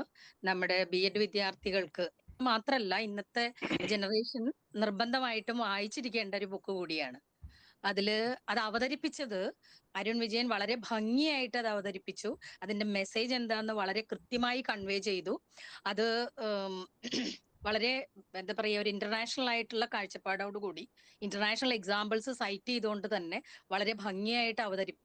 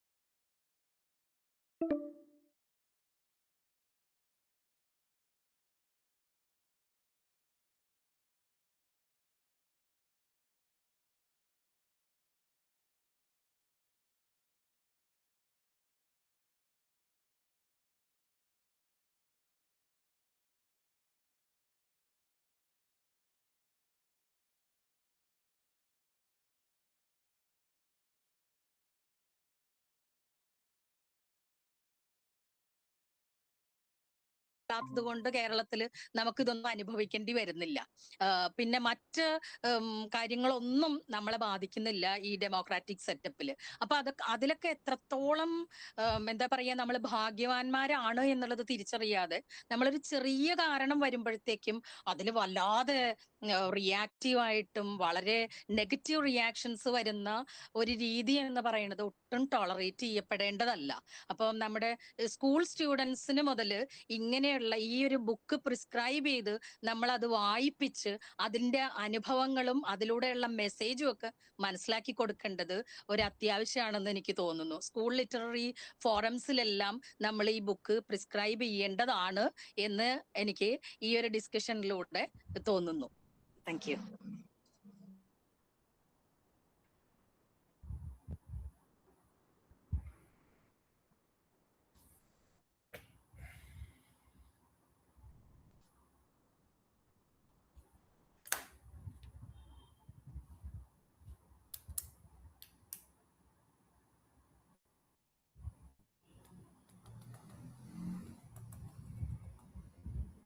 എല്ലാവർക്കും ചോദ്യങ്ങൾ ചോദിക്കാം. ശരത് അതിലുണ്ടല്ലോ. ശരത് കേൾക്കുന്നുണ്ടോ?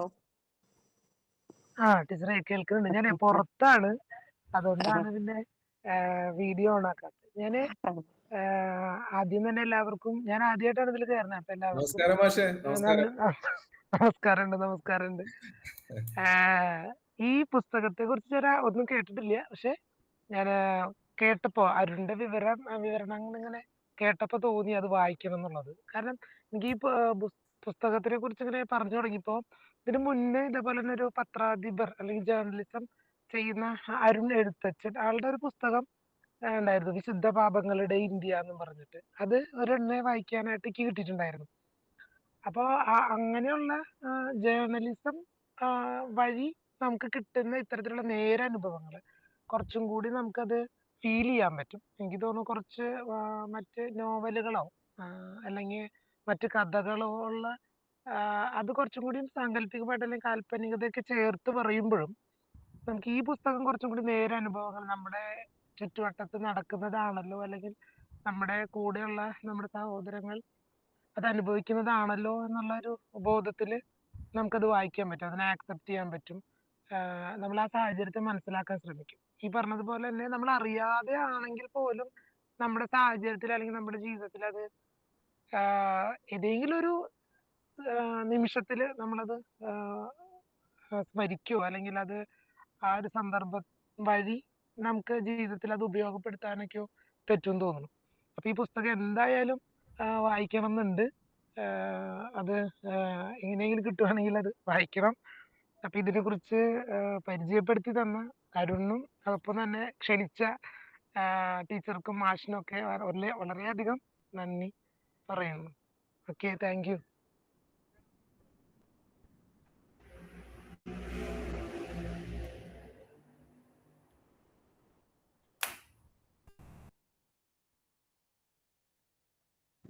മാഷേ, സമയം കുറേ ആയി. നമസ്കാരം മാഷേ. വളരെ സന്തോഷം, വളരെ സങ്കടവും തോന്നി ഇതിങ്ങനെ കേട്ടുകൊണ്ടിരിക്കുമ്പോൾ. ഒരു കാലത്ത് അവരൊക്കെ അനുഭവിച്ച ആ പീഡകള് നമ്മളൊന്നും അറിയുന്നില്ല എന്നുള്ളത്, അത് അങ്ങനെ ചിന്തിക്കുമ്പോൾ ഒരു വല്ലാത്തൊരു ഫീൽ തരുന്നൊരു പുസ്തകമാണ്. ഇന്നത്തെ വ്യാഴാഴ്ച വായനാഴ്ച എന്തായാലും കേവലം ഒരു പുസ്തക നിരൂപണം അല്ല, അതിനപ്പുറം എന്തൊക്കെ ആകാം അതെല്ലാം ആയിട്ടുണ്ട്. ഒരു ജനറൽ നോളജ് ക്ലാസ് ആയിരുന്നു, ഒരു ചരിത്ര ക്ലാസ് ആയിരുന്നു, സർവോപരി മനുഷ്യത്വം പഠിപ്പിക്കുന്ന ഒരു സത്സംഗം കൂടിയായിപ്പോയി എന്നുള്ളതാണ്. പ്രത്യേകിച്ച് പുസ്തകം ഒരു മാതൃകയായിട്ട് മുന്നിൽ നിൽക്കുന്നു, പുസ്തകം അവതരിപ്പിച്ച ആൾ അതിനും വലിയൊരു മാതൃകയായിട്ട് നിൽക്കുന്നു, ആ പുസ്തകം എഴുതിയ സ്ത്രീ അതിനും വലിയൊരു മാതൃകയായിട്ട് മുന്നിൽ നിൽക്കുന്നു, ഇതിൽ സംസാരിച്ചവരും കൂട്ടത്തിൽ കുറേ മാതൃകകളായിട്ട് നമ്മളോടൊപ്പം നിൽക്കുന്നു. ഒരു പുസ്തകം പരിചയപ്പെടുന്നതിനപ്പുറം നമ്മൾ എത്രയോ കാര്യങ്ങൾ ഈ ഒരു 1.5 മണിക്കൂർ കൊണ്ട് അറിഞ്ഞു എന്നുള്ളതാണ്.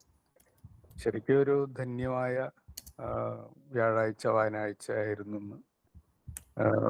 അരുൺ തന്നെയാണ് ഞങ്ങളുടെ മുന്നിൽ ഇപ്പോഴും ഒരു വിസ്മയമായിട്ട് നിൽക്കുന്നത്. എന്തെങ്കിലും ഒരു ചെറിയ ഡ്യൂട്ടി വന്നു കഴിഞ്ഞാൽ വീട്ടിലെ കാര്യങ്ങൾ തന്നെ നോക്കാണ്ട് നടക്കും ഞങ്ങളെപ്പോലുള്ളവർക്ക് ഒരു വലിയ നാണക്കേടാണ് മാഷ്. കാരണം ഈ പാസ്പോർട്ട് ഓഫീസിൽ വൈകുന്നേരം ഇരുന്നു കൊണ്ട് ഞാൻ അതിലെ പേരാണ് ഇങ്ങനെ ഇടയ്ക്കിടയ്ക്ക് ഇങ്ങനെ വായിക്കുക, RPO കോഴിക്കോട് എന്നുള്ളത്. ആ ഒരു ഡെസിഗ്നേഷനിൽ ഇരുന്നു കൊണ്ട് അപ്പോൾ ഞാൻ ആലോചിച്ചു, ഇതിനൊക്കെ സാങ്ഷൻ കിട്ടുമോ? ഇവിടെ എന്തിനും NOC ഒക്കെ വേണ്ട ഒരു കാലത്താണ് ഞങ്ങളൊക്കെ ജീവിക്കുന്നത്.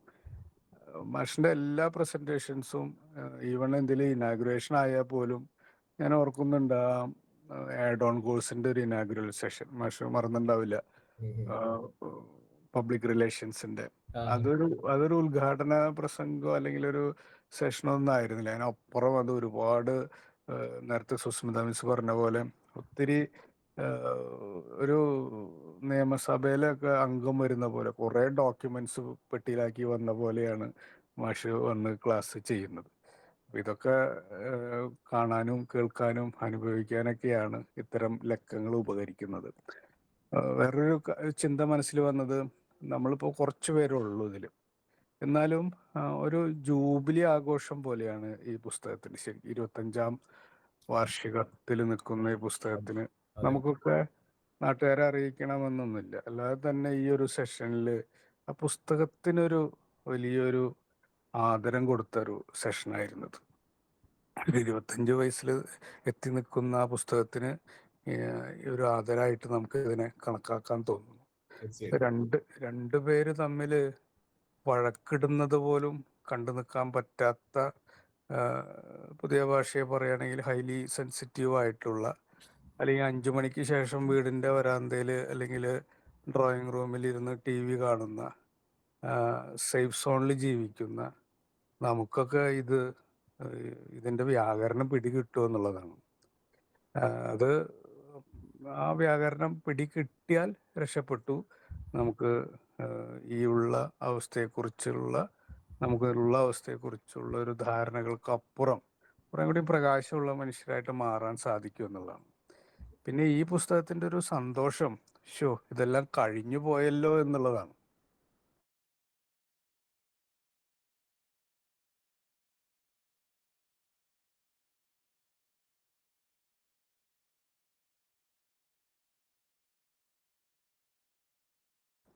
ഇത് നിലനിൽക്കുന്ന ഒരു സാധനത്തിൻ്റെ വിശേഷമല്ല, മറിച്ച്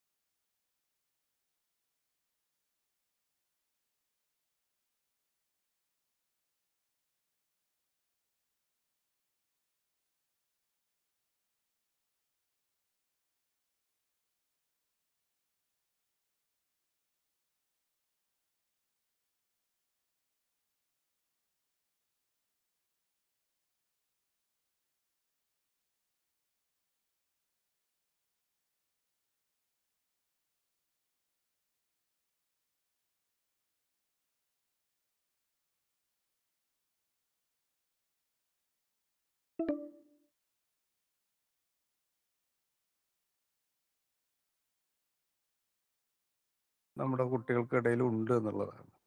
എന്തായാലും അനിതാ പ്രതാപിന്റെ മറ്റു പുസ്തകങ്ങളും കൂടെ വായിക്കാനുള്ളൊരു പ്രചോദനമായിട്ട് ഈ ഒരു ലക്കം മാറണം. ഇതിൽ പങ്കെടുത്തവര് ഇത് വളരെ കുറച്ച് പേരേ ഉള്ളൂ എന്നുള്ളതാണ് നമ്മുടെ ഒരു സങ്കടം. ഉള്ളവര് മറ്റുള്ളവർക്ക് പറഞ്ഞു കൊടുക്കുകയും ഇത് വായിക്കാൻ ശ്രമിക്കുകയും ഇത് കടകളിൽ അന്വേഷിച്ചിട്ട് കിട്ടാനില്ല എന്നുള്ളതാണ് സത്യം. ഇപ്പൊ അവിടെ ഫെസ്റ്റിവലിൽ ഉണ്ടായിരുന്നു അല്ലേ? ആമസോണിലും ചില ഇതിൽ സ്റ്റോക്ക് തീർന്നു എന്നൊക്കെ ചില നേരങ്ങൾ കാണിക്കുന്നുണ്ട്. എന്തായാലും നമ്മുടെ വ്യാഴാഴ്ച വായനാഴ്ചയിൽ വന്ന പുസ്തകങ്ങളും മനുഷ്യരൊക്കെ കൂടുതൽ പ്രകാശങ്ങളിലേക്ക് പോകും.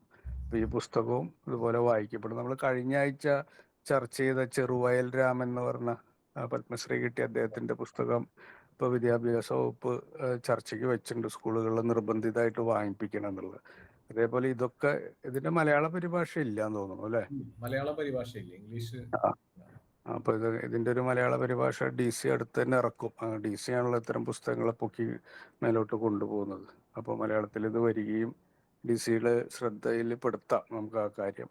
അപ്പൊ അങ്ങനെയെങ്കിലും മലയാളികൾ ഇത് വായിക്കട്ടെ എന്നുള്ളതാണ്. അപ്പൊ എന്തായാലും എല്ലാം കൊണ്ടും മാഷിന്റെ അവതരണം അത് പിന്നെ പറയേണ്ട ആവശ്യമില്ലല്ലോ. എല്ലാ സെഷനും ഇങ്ങനെ തന്നെയാണ് മാഷിന്റെ, അത് പ്രത്യേക അഭിനന്ദനങ്ങൾ പറയുകയാണ്. പിന്നെ ഇന്ന് ഇതിനു വേണ്ടി നമ്മള് മോഡറേറ്ററായിട്ട് നിന്ന വിനീതോട് പ്രത്യേകം സ്നേഹം പറയുകയാണ്. അതുപോലെ സ്വാഗതം പറഞ്ഞ ശ്രീലക്ഷ്മി, ഇനി നന്ദി പറയാൻ പോകുന്ന പ്രജീത, ഇവരോടും വലിയ സ്നേഹം. കാരണം നിങ്ങളാണ് ഇത് കേൾക്കേണ്ടതും വായിക്കേണ്ടതും ഇതിനെക്കുറിച്ച് കൂടുതൽ പ്രചാരണങ്ങൾ കൊടുക്കേണ്ടതും. അപ്പോൾ അത് മറ്റുള്ളവരോട് പറയുക, സേഫ് സോണിലിരിക്കുന്നവരോട് ഈ കാര്യങ്ങളൊക്കെ ഒന്ന് പറയുക എന്നുള്ളതാണ്. സർവോപരി ഇതിനെക്കുറിച്ച് വായിച്ച് വീഡിയോ ചെയ്യാം, അല്ലേ, ഒരു കുറിപ്പൊക്കെ തയ്യാറാക്കാം, പുസ്തക നിരൂപണം എഴുതി തയ്യാറാക്കാം, അങ്ങനെയൊക്കെ ചെയ്യണം. പറ്റുമെങ്കിൽ നമുക്ക് ഏതെങ്കിലും ലക്കം അനിതാ പ്രതാപിനെ വ്യാഴാഴ്ച വായനാഴ്ചയിൽ കൊണ്ടുവരാം. എനിക്കൊരു ചെറിയൊരു സാധ്യത ഇപ്പൊ വൈകിയ വേളയിലാണ് കിട്ടിയത്. നമുക്ക് നോക്കാം മാഷ് എന്തായാലും.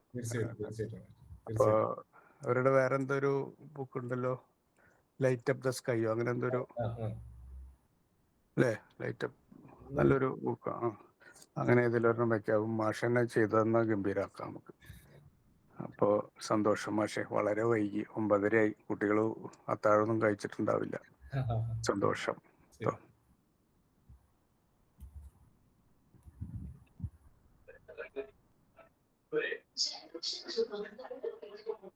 ഒരുപാട് സന്തോഷം. ആരും ഭക്ഷണമൊക്കെ കഴിക്കാതെ ഇരിക്കണമെന്ന് അറിയാം. അപ്പൊ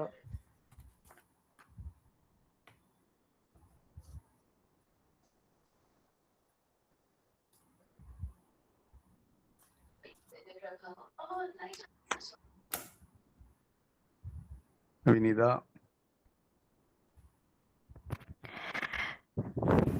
പ്രോഗ്രാമിന്റെ അവസാന ഘട്ടത്തിലേക്ക് കടക്കുകയാണ്. നന്ദി പറയുന്നതിനായി 1ാം വർഷ B.Ed ഇംഗ്ലീഷ് വിദ്യാർത്ഥിനി പ്രജീത CPയെ ക്ഷണിക്കുന്നു.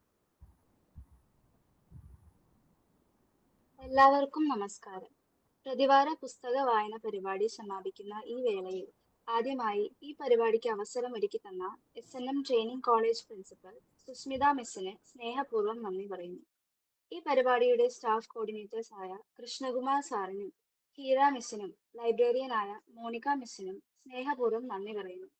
അടുത്തതായി ഈ പുസ്തകം വളരെ മനോഹരമായി അവതരിപ്പിച്ച അരുൺ മോഹൻ സാറിനും ഹൃദയം നിറഞ്ഞ് നന്ദി അറിയിക്കുന്നു.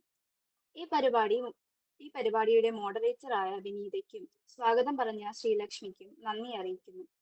ഈ പരിപാടി വിജയകരമാക്കാൻ കൂടെ നിന്ന എല്ലാവർക്കും, കൂടാതെ വായനയെ സ്നേഹിക്കുന്ന എല്ലാ പുസ്തക പ്രേമികൾക്കും സ്നേഹത്തിന്റെ ഭാഷയിൽ നന്ദി അറിയിച്ചുകൊണ്ട് ഞാൻ നിർത്തുന്നു. നന്ദി.